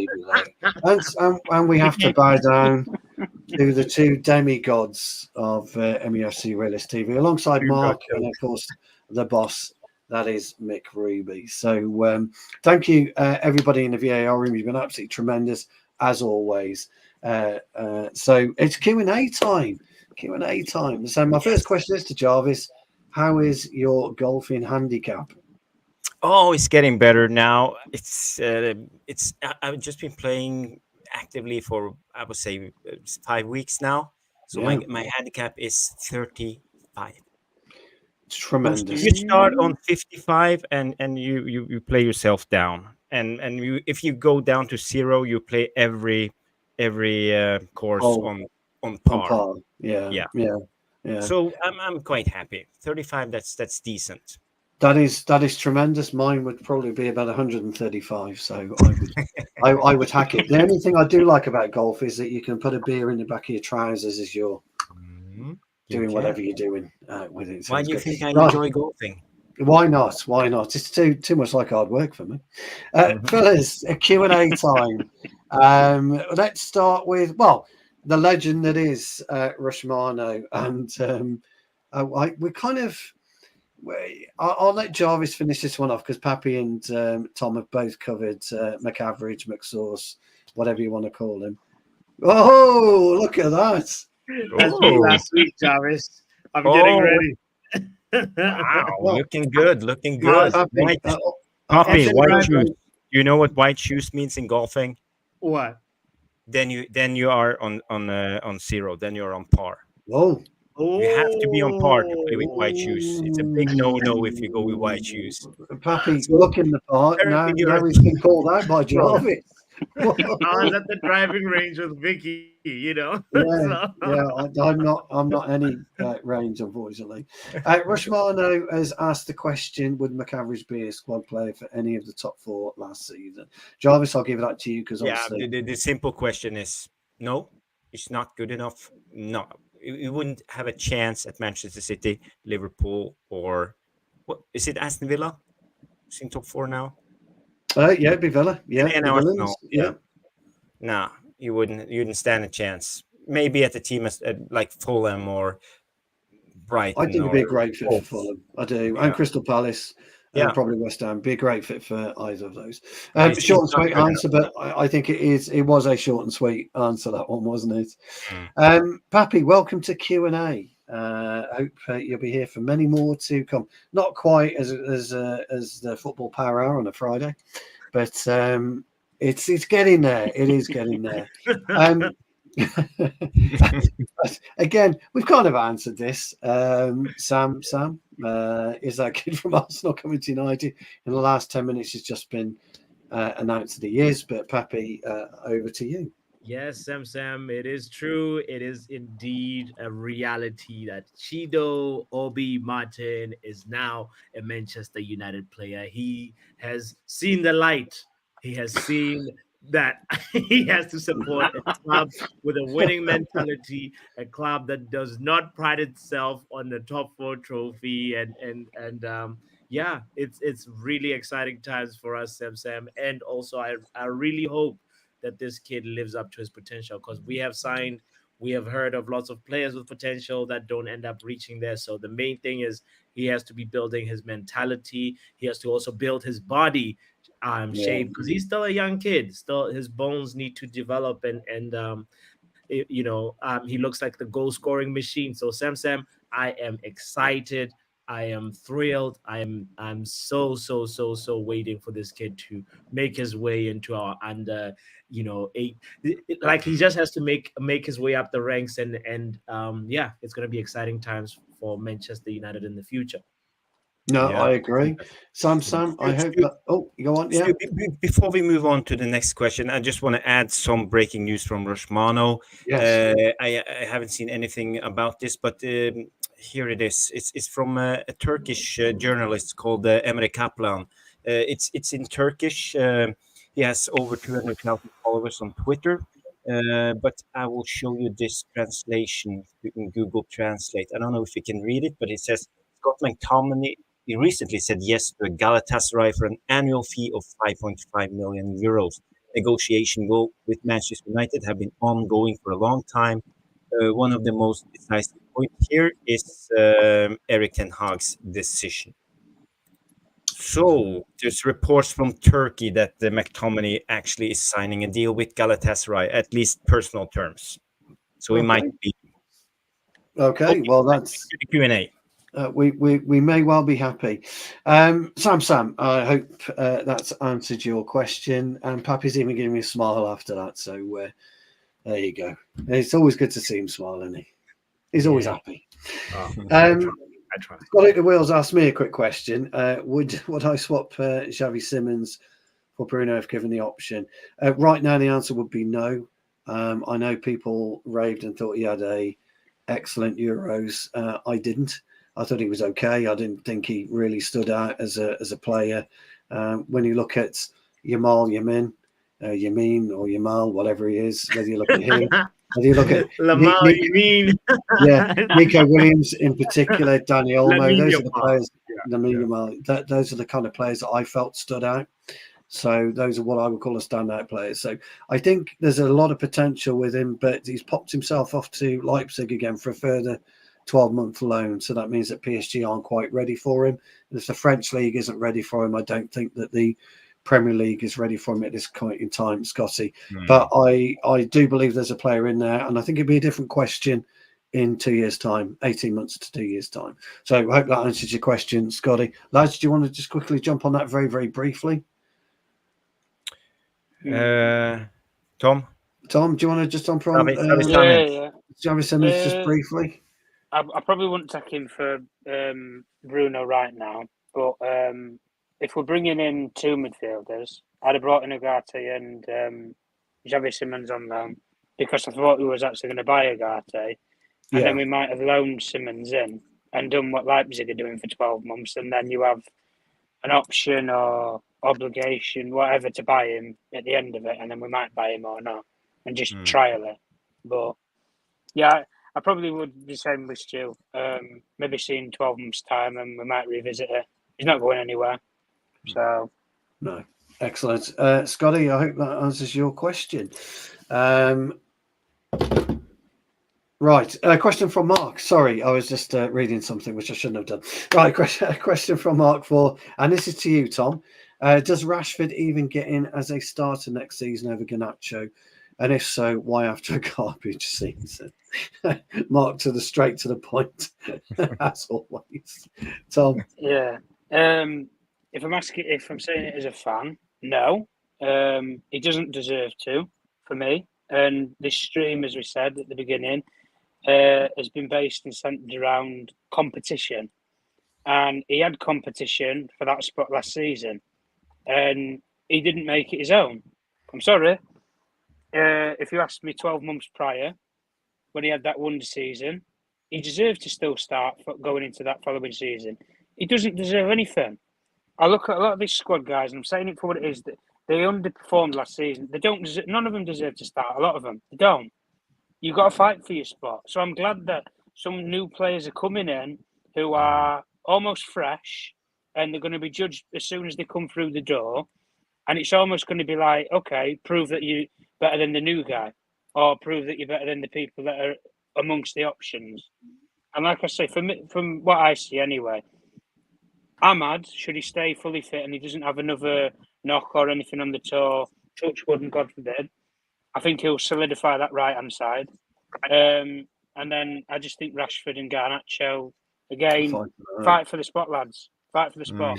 So Rashford, mate, like I was saying before about, I can't remember, it was like with players like Shaw and stuff, when you've been here 10 years and stuff. Listen, Marcus Rashford, mate, you've been here a long time. Yeah, you might be the poster boy for Man United. You might be come through the youth ranks and have the boyhood fairy tale story. It don't wash. It lasts only for so long. Correct. And then you actually have to start performing and actually start showing things. But if you ask me as a fan, Mark, I don't think he should start. No. Do I think he will probably start? I probably think he will. Yeah. Yeah. Lovely. Mark spoke fondly about you on his show this morning, Tom, so I thought it was good that you answered Mark's question. Thank you, Mark. I hope Tom's answered that for you. I love that Tom really broke it down to, from a fan's perspective. Yeah, he shouldn't start, but knowing what Ten Hag has been doing, we'll see him in the Community Shield versus City. Absolutely. Reality. Mm-hmm. Excellent. Right, question for Jarvis. Looks like the gaffer's given him a tongue-in-cheek one here. Jarvis is a luxury selection problem, choosing driver or 3-iron of the tee. What matters is you plan to reach par, under par. So I think the gaffer's saying, are you good enough to use a driver, or does a 3-iron? I'm not so sure what the difference is, but it's the length. It's the length. Yeah, you get a bit more. Yeah. The driver is the most difficult club, but I just bought myself a hybrid. It's like a hybrid between an iron and a wood, so it's much easier to play, and it's a little bit softer, so it's easier for a beginner to play with. So for me, I'm playing at the moment currently mostly with the hybrid, but I can use the driver. Yes, I love playing smacking it with the driver. So yeah, excellent. And while we're at it, I just want to show this picture of me playing. Oh, dear, look at that. Hold on. Are you in a golf buggy? Look at that. You don't even walk around. No. I play walk around every day. Now you wonder why it took him 8 hours to do the course and get there. Now you wonder why they were at a show, guys. Well, I think I would have showed a picture with you walking around with it on your back, that type of thing. Yeah, that's what I'd have been doing. Nah. He doesn't have a caddy. He's not a professional player now. No, in the caddy. I'll come over and caddy for you. He'll say, "What club do I need?" Well, I don't know that. That'll do. Happy. Mark is back. We love Mark. Mark says, if Sancho is not sold based on pre-season, he'll be starting off the left for me and Garnacho off the right. Let Sancho and Rashford fight for the left, Garnacho and Antony, Ahmad fight for the right. I guess he's asking for your thoughts. Yeah, I mean, if it was if it was us, the fans making the decision, I love the fact that Sancho is somebody that, doesn't rely on pace. Like, he has a little bit of acceleration when he dribbles, but like that's as far as it goes, so he likes to keep things simple and only really dribbles like at moments where like you'd expect a winger to really try and actually take that man on. So I love that. It's refreshing seeing that the preseason game. I think he started Sancho on the left versus Rosenborg, if I'm not mistaken, or it might have been Rangers actually. And there was something that was cohesive in terms of our ball, like keeping ball possession. The ball was just like always in possession, and it wasn't always us spamming crosses, trying to catch the defensive fullback, sleeping, So that sort of element is refreshing to see, and I really, really would love to see Sancho on the left. I want to see not Garnacho. I'd love to see Ahmad, contrary to popular, maybe some people may want Garnacho, but for me, our wingers, if it was me choosing, I would go Sancho on the left, Ahmad Diallo on the right. That would be the best way to have our wingers really, really, really playing with like high IQ, link up passing, and taking the defenders on when you really need to, Yeah. Excellent, Mark. I hope that's answered your question. Well put again from Pappy. Lads, we've had a rollicking off Brendan. Sorry, Brendan, we're pronouncing Zirkzee wrong. We're all saying Zirkzee. So it's Mazraoui and Zirkzee. Big up, Brendan. Thank you for correcting us. I blame Jarvis because Jarvis, that's all he says. So I just copy Jarvis. Blame it on me. Well, absolutely. Tom, question for you from Whizzer. Whizzer, welcome. Thank you for your question. I think I saw you on Mark's show this morning.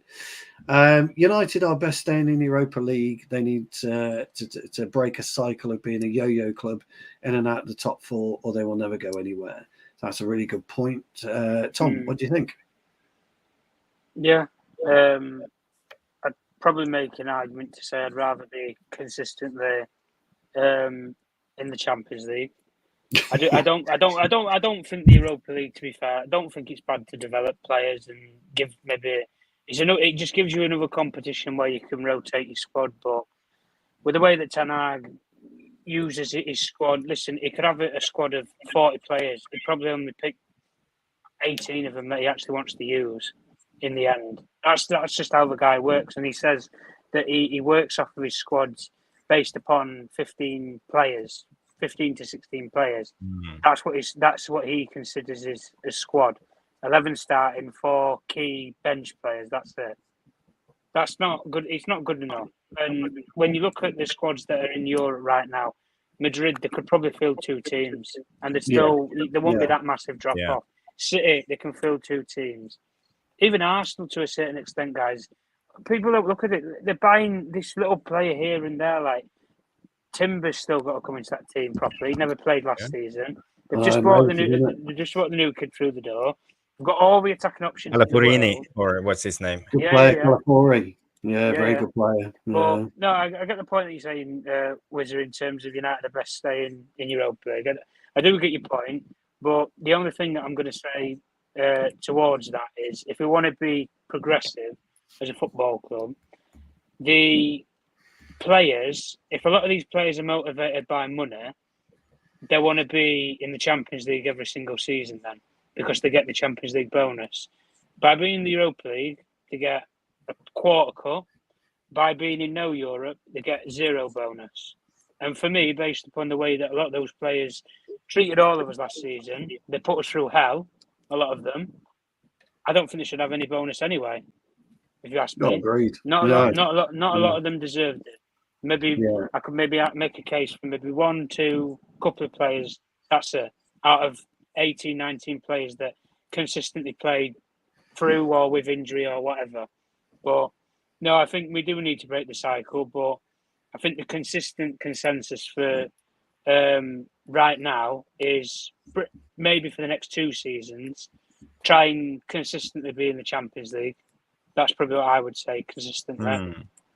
And then from there, you bridge a platform where you can suddenly go from, okay, we're happy to compete. Now let's actually win. Like I said, we've already had 2 seasons with Ten Hag, and listen, 3 years. I've always said after in that 3rd year, that's where I need to see this jump. And if it's not going to be now, okay, it's got to be next season then. But I need to see some progression now to get behind something. Yeah. No, that's fine. Thank you very much, Tom Wizard. I hope that's answered your question. Nutshell, a difficult one. We have touched on this earlier on in the stream. I think popular opinion is the answer to that would probably be yes, although we're not 100% in the know, although Pappy and Mark, I think you are both kind of leaning towards yes, aren't you, with all 3? I think we're going to lend Ligt. As far as I know, it's obviously the contract terms of the player have been agreed. It's just the difference in valuation between the 2 clubs. And with Mazraoui, similar story. Like, I think he's had that 5-year contract offered to him. It's just the 2 clubs coming together. Ugarte is the one that's a little bit ambiguous. I feel like it might be a loan with an obligation to buy, but that honestly, there's so many different journalists, tier 5, tier 29, that have that say on it. But I'm sure we will know very, very soon. There should be clarity. Here we go on any of these 3 players this week. I'm expecting us to really have get one out of 3 of these deals over the line this week. That's brilliant. Thanks ever so much for that, Pappy. Not sure you've asked that twice, so just to let you know that we hadn't ignored your second question. So I hope that's answered your question, and don't be worried. A question for the big man, Jarvis, from Badman, not Batman, but Badman.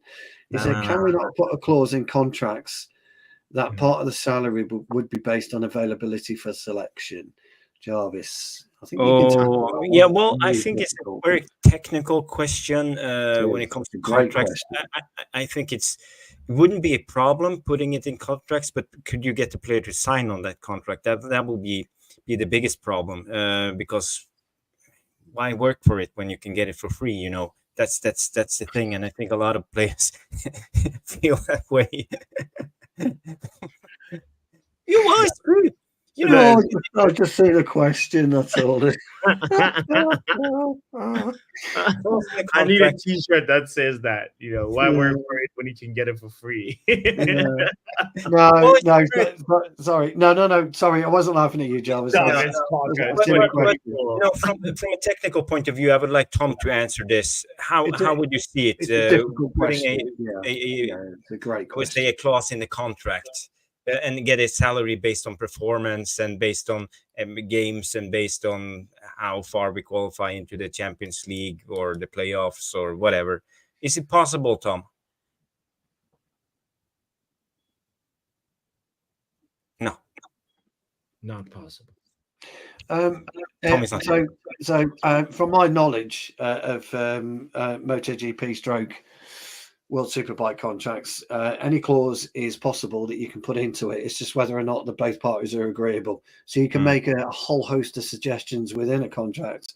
But if you are somebody like Bruno Fernandes, you'd probably say, yeah, whatever. But if you're Mason Mount, your injury record and history. So you would push against it with the club pushing it. So, yeah, kind of bad man. In answer to your question, you can insert any clause you want, but the agents and then probably the PFA would definitely push back on. That. I can't imagine any player wanting to take it, but it can be put. It can be put in. Would you agree with that, Jarvis? Or? I agree 100%. I think it's possible, but as I said, I think it's a problem with the modern day, and it's not even the players; it's the agents, and I think the agents realize that that they can turn over Man United quite easily because we haven't been able to negotiate contracts in the past. But there will be different times, and from now we are run by proper footballing people and people who actually knows what they are doing. So hopefully this will be the future with clauses into the contracts. Yeah. That's oh, sorry, go on, Pappy. Really quickly, I'll be 10 seconds. But this question is such a brilliant question that made me look up a stat that might be fun for some people. But so according to research, 38.5% of Premier League defenders get injured. In general, injuries in football, they vary obviously depending on the type of player, depending on the level of play and the type of exposure and so forth. And there's some players that feel like they're more like injury prone than others. And that also boils down to like sort of that playing style. Like Stu sort of alluded to, maybe Bruno, whatever. I know I'll be available, because he knows how to sort of preserve himself in his style of play. But I really think it's a tough sell to say to an athlete that, listen, I will need you to give your 100% when you're training. And if for whatever reason you get injured, you won't get like your salary. That is a tough sell. And it'll be a blind agent that will agree to something ridiculous like that. So in my opinion, you can get injured on the pitch, you can get injured in training, or even when you're just on your regular day-to-day activities. So it's a very, very tough sell for any player. I think there is even a clause for some players that you can do activities that expose you to high injury activities. Skiing, if you're a professional football player and you want to go skiing, there's some contracts that actually forbid things like that. So this is a very, very, very tricky thing about the things you can do and can't do as a professional football player. But at the end of the day, you want to be able to protect yourself as a player, so you'll sign a contract that says you're getting paid whether you're available or not available. It's a great question, Barman. I'd like to see him put an attitude clause in, but again, that's the one we need. But Barman, I hope Jarvis and Pappy have answered that question to you. Thank you very much for that. Mark, what size boots do I wear? Can you send me a pair of cleats? I'm actually a dainty but powerful size 8.5 foot. So, but I might see if I've got any cleats for you that I could send over to you. I've got loads of boots floating around somewhere, so watch this space. An even better one here for the lads. The beautiful Vicky has said she'll wear a Sancho cheerleading outfit wearing black and yellow if he goes to Dortmund. I know, get it? Oh, yes. Or red, white and blue if he goes to PSG. You would look dashing in either of those, Vicky, for sure. And here's a beautiful one for John. And Tommy Boyle 71 says, "Is Bert Reynolds your dad, you handsome bastard?" That's what I was laughing at. I couldn't help it. Thank you, Tommy. Thank you. Bert Tommy, Reynolds. I'd like to tell you, he has been on the sunbed for the past couple of weeks. So well, Bert Reynolds, what kind of movies did he play in? Boogie Nights. Wasn't he the pimp in Boogie Nights? Well, yes, but he was in Smokey and the Bandit. He was the bandit in Smokey and the Bandit. So that's what you call it. Yeah. But he's like kind of like Tom Selleck-ish with the stash. All right, you paint yourself a bit high here, Jarvis. Yeah, lower it down a bit. Crikey. Oh, bloody hell. You know, Pappy's going to be saying he's Denzel Washington next. Right. I'm here trying to figure out which side I look best on. You know? Well, I haven't got a hope then, have I? You know, with you pair studs, I haven't got a clue, have I? Crikey, what do I look like? Gary Lineker, I think I was. Yeah, that's a question for the VAR room. Who is Stu Wallace look like? Got to be a famous person. Look, I can't compete with you handsome bastards. I can't. I bet you Tom's better looking than me as well. You're back here, Tom. Right then, Lillis has got a question. All of you. Anyway, Big Ed Maguire is he going to Real Madrid? Well, I think that might be a short answer, that one, Lillis. I think Pappy's already answered that one for you. Dear me. No chance, Lilies. No chance. I'll sign it off with thank you for your question, Lillis, but I think there's a big fat no. Johnny K. Now this will be an interesting question because Johnny K knows his stuff. A question for the panel. I know it's still a couple of weeks before the start of the season, but which team do you think will have an unexpected good season, and who do you think will underachieve? Jarvis, start with you on that one. Great question. Okay, I can do the unexpected good season. I think it will without a doubt be Aston Villa because they have been cooking in the transfer market. Unai Emery is getting a lot of backing from that board and that club. I think he will finally achieve his, because he did this with was it the Sevilla? He won the Europa League so many times, and I think he's just that type of manager who can actually get the best out of these players. So Aston Villa, without a doubt, I thought about it the other day, and actually I was thinking Manchester City are on a decline. 100%. They're getting older. Kevin De Bruyne, I think, is 34 years old. Haaland didn't look superb. He didn't look like a machine last season. And the rest of it, we won in the FA Cup final. So maybe there's a chance that Aston Villa and Arsenal will have a title race this season. Don't clip me on this, but I just had clipped. Get him clipped. Pappy. What do you think? Part two of that question I'll take and say underachievers would. I somehow got this instinctual feeling that the slot machine is not gonna slot well. Like I think Liverpool will have some moments of turbulence that will see them just fall out of the top 4 race even before Christmas. So that is that they haven't done anything in the transfer window. That one of the big teams that is sort of like just dormant. And the question is, how can a manager just come to a squad and not really like have like, you know, I need this player type of like, you know, assertion to his board and say, you know, I'm just gonna go work. You know, Chelsea has got new players for Enzo Maresca. You know, how come with Liverpool? I don't know what's going on in the Liverpool FSG house, but I just feel like they will have a lot of turbulence this season. So I list them as one of the underachievers. I'll leave it there. I'll say with Liverpool. No, good one. I'm kind of with Tommy. You back? No, I'm kind of with Jarvis. I think there's an implosion coming in the blue half of Manchester. I really do. I can see something's not right with them, and I don't really care. I'm quite happy about that, but there's something isn't right. Ipswich, watch out for Ipswich.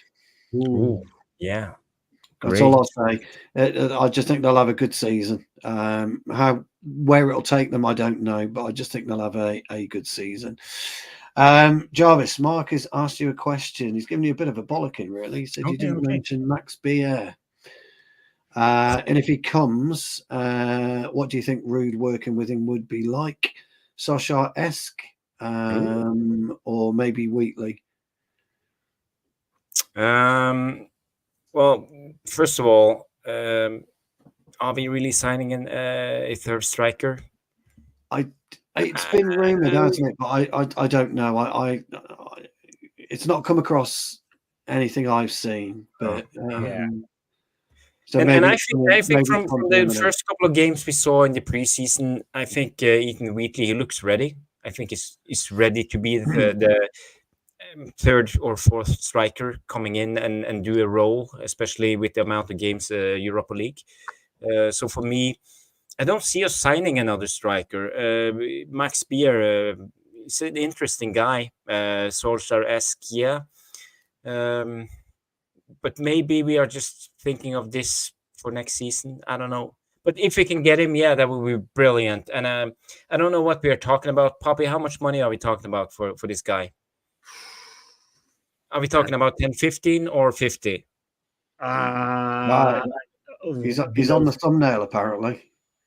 Yeah, I really don't rate this story, honestly. I know that like Mark mentioned the name of the journalist, but I don't think there's any water in it. It's just paper talk. I don't think it's gonna happen, honestly. So that's why I'm not giving it too much of my attention. I see that Mark says 34 million euros, but yeah, I don't know. I don't know. Interesting. Mark, I hope that's answered your question. We're struggling a bit with that one. Maybe we need to do a bit of digging. Jarvis and Mick, I know, talk regular, so maybe Mick's got an angle on that one. Pappy, Vicky is saying, is there something in Rashford's contract that he has to start? It's a good question, that. Vicky, it almost feels like that, because here's why. Last season, I just saw a manager give an answer that I had never heard before when he's backing a player. They said he's in a bad moment right now. What are you going to do as a manager to get the best out of Rashford? And he said, play him until he picks up form. That I've never really heard that. And that for me made me feel like, wow, there is probably, because like we can only speculate. We've never really looked at the details of his contract. We don't know the clauses. We don't know the terms and conditions. We don't know nothing. It's between Rashford, his agents, and the club. But it feels like he's been promised in the renewed contract that he signed not too long ago. He's been promised X amount of minutes or X amount of starts. And that is partially why he keeps on being selected. That is my inkling with how Rashford is getting all these starts, even though sometimes he just may need to just reset, recharge, sit on the bench for a while, look at what other players are doing, and then you can get back to your best. But hearing Ten Hag answer the question like that, the press conference question like that, made me feel like, well, he's one of those that has minutes promised to him, just like say Jude Bellingham has minutes promised to him by Real Madrid. So yeah. It's a good question, Vic. I hope Pappy has answered that. Can I just chip in quick? Because for me, I think in a competitive environment, you should avoid stuff like that in any contract, even if you have Messi in the team. There's no way players should be having contracts and getting picked before better players because the contract says so. It's we should be more professional than that. So I hope not, for Rashford's sake and for the club's sake. Excellent answer. Scotty is back. Question for Jarvis. That's a good one as well. If Hojlund had the Sancho of Dortmund like Haaland did, do you think he would have got top 4 and further in the Champions League? So I think he's saying, what his output be? Yeah, we all felt last season that Hojlund lacked service, and but I think Hojlund has a bigger potential. I think he needs to learn to play without service, actually, because if you know Ten Hag and his strikers like Haller in Ajax, yeah, they are on their own a lot of the time. They have to be big, they have to be strong, they have to be able to keep hold of the ball. not lose possession. I mentioned a lot of times last season that he needed to develop his hold-up play, how to shield the ball, hold up his arm, how to touch the ball with his closest foot to the ball, and use his other leg to protect the ball and hold off the defender. There's a lot of things Hojlund can do to improve his game, and I don't think he will ever get the same service as Hojlund did with Sancho, because they play much more of a fluent attacking style with wingers and fullbacks bombing on all the time, and I don't think we will do this with Ten Hag. So it's more of Hojlund developing his game to be a better striker. And they're both tall, they're both blonde. Their names, surname starts with an H, but it's not comparable. I certainly think that will be interesting. Scotty, I hope that's answered your question. Tom, you're back, yes? Yeah. Excellent. Well, there's a question for the whole panel. And that is your favourite Manchester United player from the 80s until now. Very difficult one, that one, because there's been a multitude. But I will go first. If I had to draw down on one player, that would be Sir Dennis Irwin, or it would be Ruud van Nistelrooy - Dennis Irwin. So I could combine the two to the singular. But if I was pushed, it'd be Dennis Irwin. Oh, it's all quiet. You're all struggling, aren't you? I can say for me, it's Roy Keane. There's just like something about the way, the aura that Roy Keane has, what he stands for, like, and he just like the fight that he used to sort of bring to the squad. It's not only just against the opponents, but also galvanizing his fellow teammates. He's somebody that, honestly, for me, that's the epitome of what a Man United player should be. I loved early Wayne Rooney as well. Early Wayne Rooney gave me some special moments for me that, like, I when he started dropping deeper and being like the player that playing in midfield and finding the passes and stuff, that was good.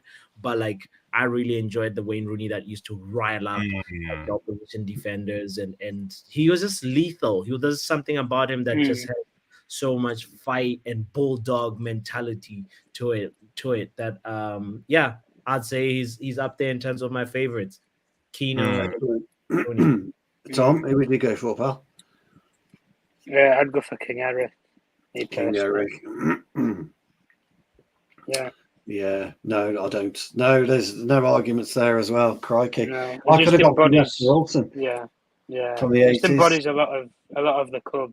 To be fair, there's many players you can use to describe that. Papu's mentioned one in Roy Keane. I mean, Brian Robson's another one. If you want to inherit it, there's a lot of players. There's some names that you just think about of the old-fashioned Manchester United teams. And out of all the starting 11, you can always pick that one player who embodies what this club is all about. Yeah. And in the modern day squad, when we look at it, say now, I don't personally think we've got that player. Not right now, anyway. Maybe might develop it in a couple of years' time, but I look at a lot of the young players that have come through our ranks, guys, and they get to this first team squad. Did they really embody what this club means, even though all the history and the legendary players that have come before them? Not so sure. Not for me, anyway. No, that's fair enough. No, King Eric, yeah, why not? And Jarvis finishing off for that one.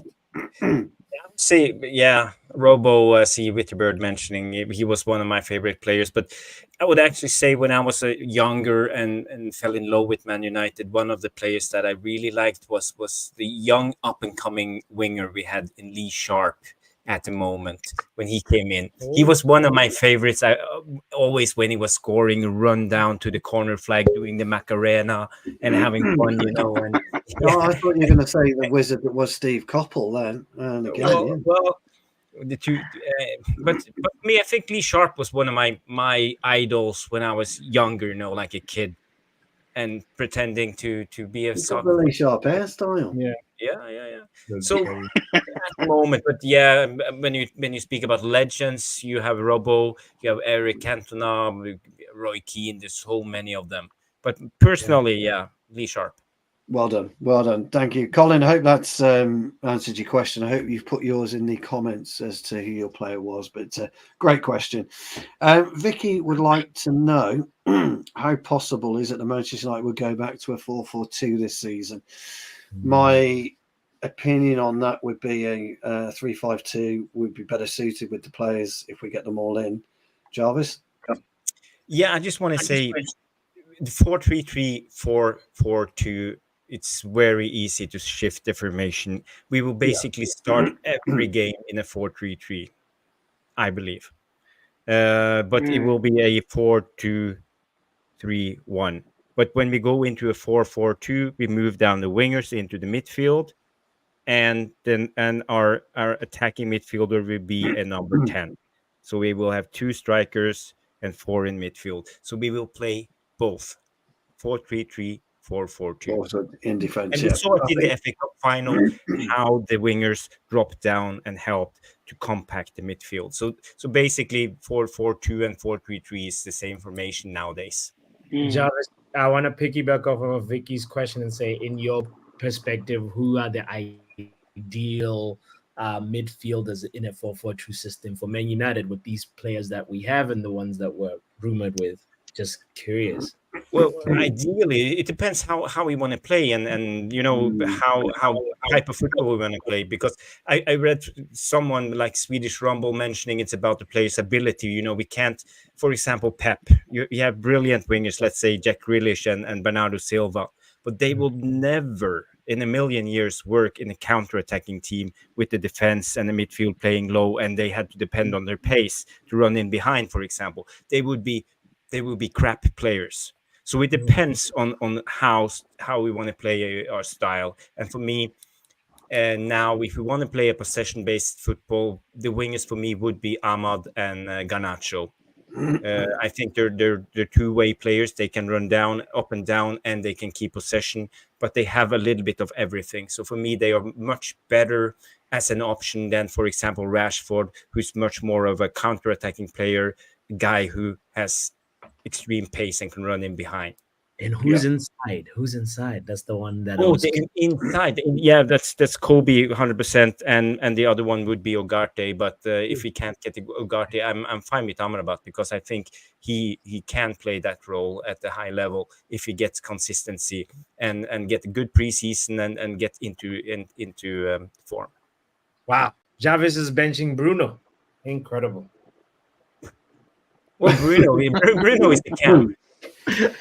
Okay. Okay. No Zirkzee. So okay, Bruno is the second. Make sure we say it right. Zirkzee. Zirkzee. Brendan will be after you. Thank you. Vic, I hope that's answered your question, sweetie. Bruce Willis, that's obviously to you. Pappy from. Oh no, it's for you. Your lookalike, Bruce Willis. Oh, well, he's right then. Bruce Willis is a hell of a good-looking character. He's a hell of a good. He's a. Oh, thank you, Mark. That's how you do it. Just pick which ones you want, pal. I'll get them. They're all yours, mate. All yours. You can have the lot. Brilliant. Thank you, Mark. Vicky's got another question. We'll come back to that one. Jarvis. Your thoughts on the new set piece coach? I think he's one of the best in the business. Yeah, the guy from Lillestrøm in Norway, the Norwegian Premier League. I heard good things about him. I think it will be brilliant. And this is a place where we need to improve. We have been struggling on set pieces, corner kicks, you name it, last 3 to 4 years. So both in offense and defense, especially defense, I think we have struggled. I think the players don't understand quite the sono man marking mix up that we are trying to do, and they look lost a lot of the time. So we need a clear voice, a guy who knows what he talks about, and this guy from Lillestrøm comes in. I think that's a brilliant move from INEOS. Yet another way that proves that they mean business and they are footballing people in charge. Yeah. We'll move on from that, but my opinion would be, why do we need a set piece coach? If you don't know where to stand as a centre half and you've been playing the game for 15 years, you've got issues, but there you go. But no, I get it. I understand modern football. It's play and counter play, and nowadays I understand it. so I mean, many. we played a hybrid system last season. Actually, we played a zonal marking and a man marking, and Yeah. And we conceded a lot from set piece, from corners especially. I know too much, but we allowed when you play a zonal and hybrid system, you allow the runners 2 or 3 yards. So once you allow a runner onto you as a centre half, unless you're running into him, he's always going to get a jump on you. Yeah. And that's not ideal. Danny, I hope that's answered your question. Question for the panel from Michael. And he would like to know, do you think Kevin De Bruyne to Saudi is possible this transfer window? Tom, I'll let you start with that one. I would probably think not, considering that the more likely option is that they'd probably sell Edison to Saudi Arabia. So then they would get a bit more money for the buck. And I don't necessarily think that City are looking at the open market and thinking of replacing De Bruyne right now, because I think if they was going to replace him, I think they would already negotiate for somebody. Or what City normally do is they sign a player and then they bring them in for 12 months, integrate them, and then they take over. They did it with Rodri and Fernandinho. Fernandinho stayed on, I think, as well for 2 years after Rodri was there, when he was only planned to actually stay on for one. And then he ended up just taking the baton on from him and carried it on. And as long as now, anyway, he's still there.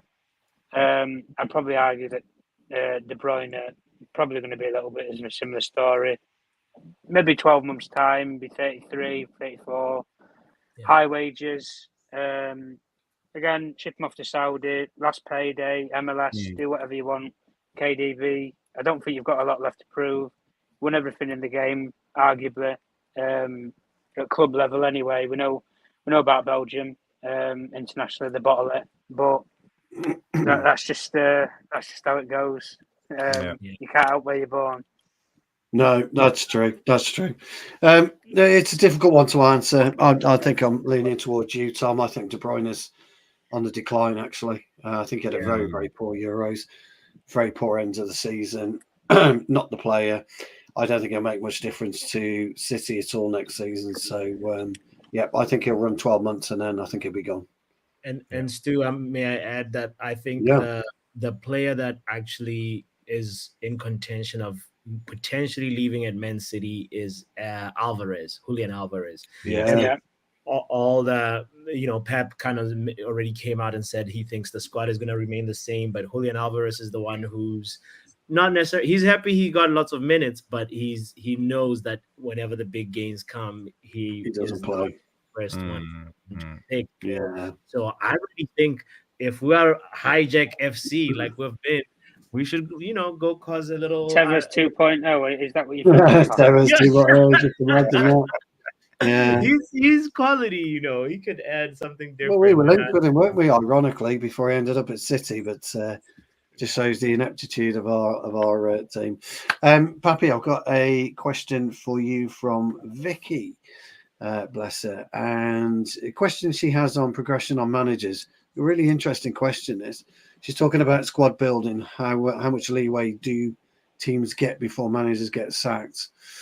Or is the manager getting sacked first? I.e., how long do you give a squad rebuild? Is what she's asking that. I think, and then we'll finish off with Jarvis. Yeah, I think in a rebuild process, it also depends on what you're rebuilding. To be exact, you have to also assess the extent to which you're trying to go as well with your rebuild project, right? So looking at the damage that has been done, how horrible this club has been treated, the reason why we're stuck with so many players that we're struggling to get rid of is because of all the years and years of neglect from the Glazers. So I really feel like patience is a key word, is a buzzword from Sir Jim Ratcliffe about the rebuild process. And in this moment in time, you sort of need to just look at Manchester United with a little bit of longevity and say, There will be some players that are signed that will probably not work out, that may seem to work out, that you may think they may work out, but it won't be like INEOS is going to get every decision 100% correct. So in the part of the rebuild journey, you have to be aware that like there will be ups and downs, and patience is really required. So our case in particular, I really hope we do not go back to say another club that's in rebuild, Chelsea, that have gone through managers, chopped and changed so many managers, and then they saw that, you know, like that hasn't got them anywhere. So they ended up giving Enzo Maresca a 5-year +1 type of contract, you know. So I was hoping that in INEOS backing Ten Hag, they would go and make a bold statement and give him like a 3-year contract as opposed to just a very short contract. So to just summarize that, I feel like, you know, it's important to know what the ambitions of the rebuild are, and then like you really have to take that into consideration in terms of how much leeway you're giving the players and the manager. So yeah, that is my thoughts on that one, by the way. Excellent. Okie dokie. Jarvis, Wizard. Why did Pep sign Hojlund? God on him, he messed it up. I wouldn't say he messed it up, but it's an interesting question, because it's many levels on that question. And did Pep really sign Hojlund? Because he never played with a striker before that. Now it feels like he's tinkering, his formation is always fluid. We know from his time at Bayern and especially by Barcelona. He never played with a striker. It's always about movement. It's about people shifting. So I don't know. I don't think Pep signed Hojlund. I think Manchester City did it. I think it was a statement signing to get City up another level. They didn't have like a superstar, and I think City commercially made a lot of money on the Hojlund signing. And now I see, especially in Norway, you see young kids, small kids, 6 years old, 7 years old, 10 years old, everybody wearing a Manchester City shirt with Hojlund on the back. He's their star player. It'll be Real Madrid in 2 years' time. I think everybody knows City's a stepping stone for Real Madrid. Great question, Wizard. I hope that answers your question. Final question, lads. It's for all of us from Stephanie. And so we'll start with Tom, Pappy, Jarvis, and myself. Question to panel. Will United win the Premier League before we move to our new stadium? And if so, when? Sorry, Tom, you can fire first bullet on that one.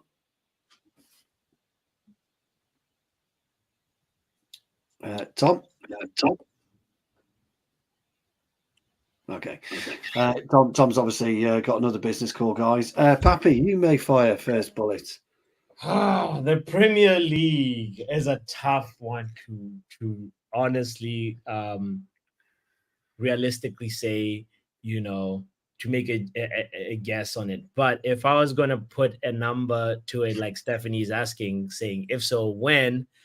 I think 26, 27 season, we will win the Premier League.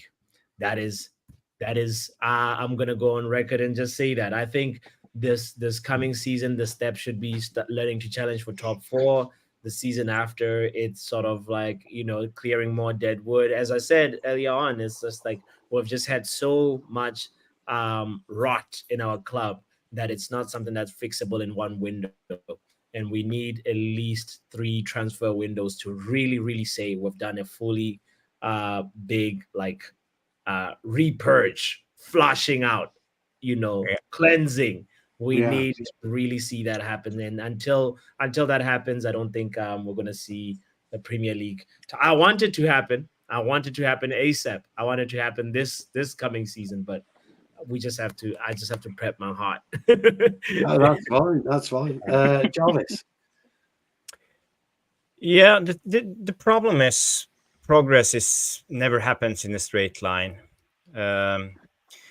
And we haven't seen INEOS for real, what they can do and how they will act when the tough gets going. We saw glimpses of that last season when we were on a losing streak. There came rumors out that Ten Hag was going to be sacked. Miraculously, we won the FA Cup, and they took 4 to 5 weeks before they could make up their mind if Ten Hag even was going to stay. If we start the season well, I think we can build on that. If we start losing, and remember, we have Fulham, we have Liverpool in the first couple of games, we have Manchester City. I don't know. Maybe they will hit the emergency brake after the season, start shifting out a whole group of other players, shifting out the manager. We have to start over and over again. So I don't know if they're patient enough, because they're all winners and they want to achieve success quite fast, I believe, even though we are building on the academy and stuff like that. So I would say I would give it at least 5 years for us winning the league. 5 years at minimum, and maybe up to 10 years, because there's an extremely big job and we gotta be realistic. I know we are in the honeymoon period with INEOS. Everybody feels euphoric at the moment. We are getting the players we want. We are getting rid of a lot of deadwood in a way, but I feel that it will be difficult because of the big death, and the Glazers has mismanaged us for a lot of years, and it won't be fixed overnight. So it's up to us as fans to be patient, and it's up to INEOS to be patient and know progress is not linear. It will be up and down, up and down, up and down, and they need to have a steady hand and have a vision and know what they're doing, and realize it will take 5 years, maybe, or maybe more. Yeah, definitely. Tom, are you back? Did I you? Yeah, go on. Way, Tom's back. Stephanie's asking, when do you think Manchester United will next win a Premier League? Do you think we might do it before our new stadium? No, I'm in the same boat as Jarvis. I think you're talking 4 or 5 years. The best way that I can say is, even, you've had a Liverpool team that strove and they got 97 points in one season. It still weren't enough to win the league. You had them run City twice all the way to the last game of the season. They still couldn't beat them. You've had Arsenal last season put them all the way to the wire, even though it was against their odds that they would have won it. They still took them to the line. Didn't do it. There's many teams that have gone up against that City side over a whole season. They get to the final 3 games of it and they buckle. Whether it's fatigue, tiredness, injuries, whatever it is, they buckle. But City have always got that mental blocker over teams because they've been there, they've done it, seen it all, done it before. Got the t-shirt. Unless I think he will anyway in the next 3 years. I think Pep will leave personally in the next 3 years. I think he will go. Take a leave from football and come back at another point. I think he'll do what Klopp's done. Take a leave from football for a little bit of time. As soon as he leaves, that's by the point that Pep leaves in 3 years' time. I want Manchester United to be in that position where they can challenge and they can properly go for it with teams. Because unless your team that you have is special, you won't challenge that City team. And the best way that I can say for it is you need to win 32 or 33 games out of 38 games in the season. And we ain't doing that. We ain't doing that. We're not with this squad right now. And I think maybe even two seasons' time, you're still going to struggle. But the best case that I can say for us is, for this season, let's see an actual style of play. Let's see us actually go front foot football. Not like what we did last year when we almost gun-ho when we left the back door open. But let's actually see some patterns, some actual coordination with the team throughout. Defence to midfield and to attack and so forth. Let's actually see some consistency. Let's have a clear style of play. Let's be entertained. And whatever comes at the end of it, comes at the end of it. But like I say, in 3 years' time, I want to be in that position where, in this conversation, where Arsenal will probably be in and around there. Liverpool, we don't know about with Slot if he's going to take the mantra on or whatever. But if he does, fair enough. I want to be in that conversation with these clubs because City will have a reset them for maybe a year or two, where they have a new coach come in, standards might drop for a year, and then they've got to try and go again. But I want us to be in that position, whether it's with Ten Hag or somebody else. I want us to be in a proper position where we can take it over. That's what I would say. But no, great answers by all three of you. Do you know something? I'm going to be a little bit more optimistic, only a tiny bit, because you know, I've been there with football. I know what it's like. You know, we had a up and down season at the mighty Tipton Town last year, but you know, we've added 3 solid players in, and we're a completely different outfit just by those 3 players, and the mentality's changed within the squad. So I'm going to say we're going to put a tiny bit of a fight on this season, but we're going to drop off with 6 games to go. And I think we'll be in the mix for the following season, 25-26. I honestly believe that. I'm not just being optimistic for the sake of it or disagreeing with you guys for the sake of it. We all know football on this channel. That's why we're all here and we're talking. We all know something could just click, and when it clicks, you get a bit of momentum. So who knows? Guys, we have had a mammoth stream, 2 hours 42 minutes, and we must answer Colin quickly. It's a very straightforward. Do we stay at Old Trafford or build a new stadium? Stay at Old Trafford or build a new stadium? That's all you've got to say. Jarvis, we'll start with you. Yeah, every new stadium. Yeah, Pappy. New stadium. Yeah, I'll be short and sweet too. I mean, a stadium that can, you know, Man United is a global juggernaut, and we need to, part of being on top is figuring out how to stay on top, and you have to stay up to date with the times. If you can get a stadium that allows 100,000 spectators, that is what you need to be able to give not only fans that are in Manchester, but fans from around the world, more opportunity for them to travel and be able to see some of the team that they love, you know. So I really think we should build a new stadium. I love the fact that one has had memories and it's been there for almost a century or something like that, but it's time for us to build a new stadium for the next century. Yeah, agreed. And Tom? Yeah, I'd build a new stadium. I think especially from one of the games that they played on this US tour, I think one of the big talking points was when they went to the SoFi Stadium where they played Arsenal.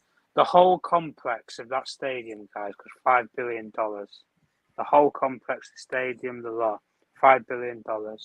And you think about that roadmap that they'd put out where they want to build this. They don't just want to build a stadium, they want to build this whole complex. And it's almost like they want to do what City have done on the other side of Manchester, where they have the Etihad campus. They have the training pitch, the facilities, the women's stadiums there. It's all in one little complex.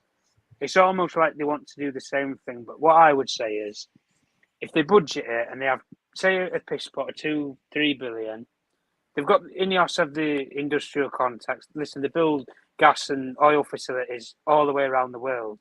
They've got contacts if they want to build a stadium tomorrow. It's not a problem. But again, with the way that it's gone and everything, guys, let's have a budget. Let's have some blueprints on the screen. But the one thing that I think is key to the whole part of it is I want the fans to have this engagement with what option we actually go down. I think a lot of the fans will probably agree on the new stadium, and that's the way that it's been worded that that INEOS want to go down. Okay, get us some blueprints, get us some templates, give us some prices, tell us how it's going to impact the club, and then let's go forward with it. But yeah. Unfortunately, it's got to that point where I think we have got to move on to past is new. Yeah, I'd like a new stadium. I'd like us to keep Old Trafford as it is, cut it down to a single tier stadium for, as Tom exactly said, what City are doing with the campus for the women and for the under 18s and under 21s. I'd love a beautiful arch on the way to the new stadium, commemorative of Manchester United, from some of the bricks and some of that.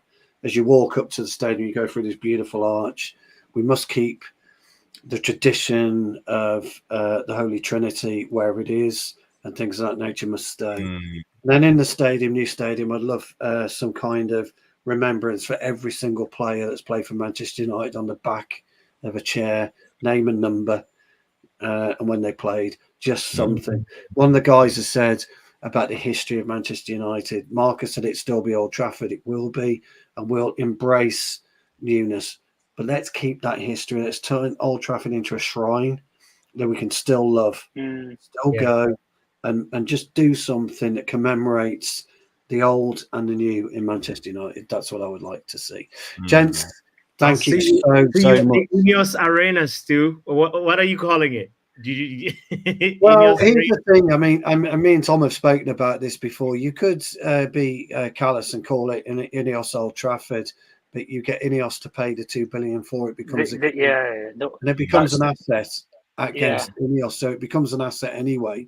That conversation, I think, as soon as they open the blue ribbon on it, guys, and it's going to be a debt deal in place where it's of course, it's kind of like what Spurs have done: borrow £1 billion or £1.5 billion, build the stadium, basically take a mortgage out on it for 25 years, pay the lease debt payments down, but because it's new, it's glitz and glamour, you'll get your revenues boosted and it'll be paid off by a decade or two, and then you've got a new stadium, nothing to worry about.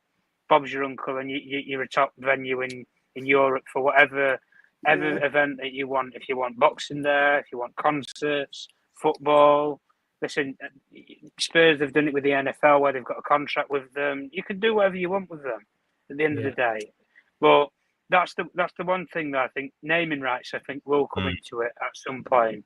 And naming rights is where you're probably going to have to see it if they do get a sponsor on board. And that's where I think Sir Jim Ratcliffe, because of the influence that he has over certain brands and certain companies, that's where I think then there will be that influence as to, okay, do we go down a sporting brand route and you get somebody like Jordan involved because Jean-Claude Blanc's got connections there if you want to do a deal?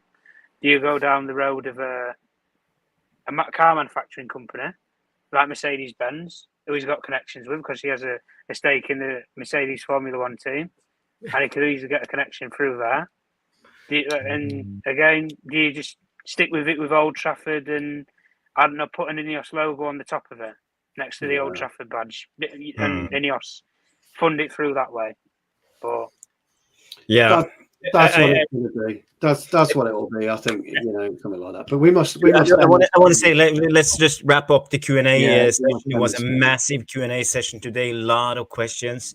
We will be back next Monday on Jarvis's Corner because it's getting late. But before we go, we have some gifts from Jonathan Liljeberg.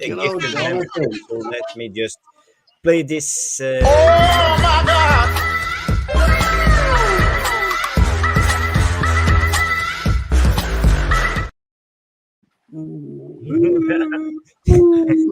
Thank you, Jonathan Liljeberg, coming in with a super massive 5 MUFC Realist TV memberships. Let me just scroll up and read out the new members. We have Melis Kask, Danny B. Oh, Danny B, new member. We have Jarvis Cocker as a new member. Oh, get him off. Ten Liljeberg, your Swedish legend, you god. Get him gone. Get him gone. Bruno as a new member, and Gary C. Gary C. Welcome all apart from Jarvis. Welcome all apart from Jarvis. What? I love you, really, Jarvis, man. I love you. All love. Yeah, it's been a brilliant show. Thank you, guys. I just want to hide, and then we close the VAR room.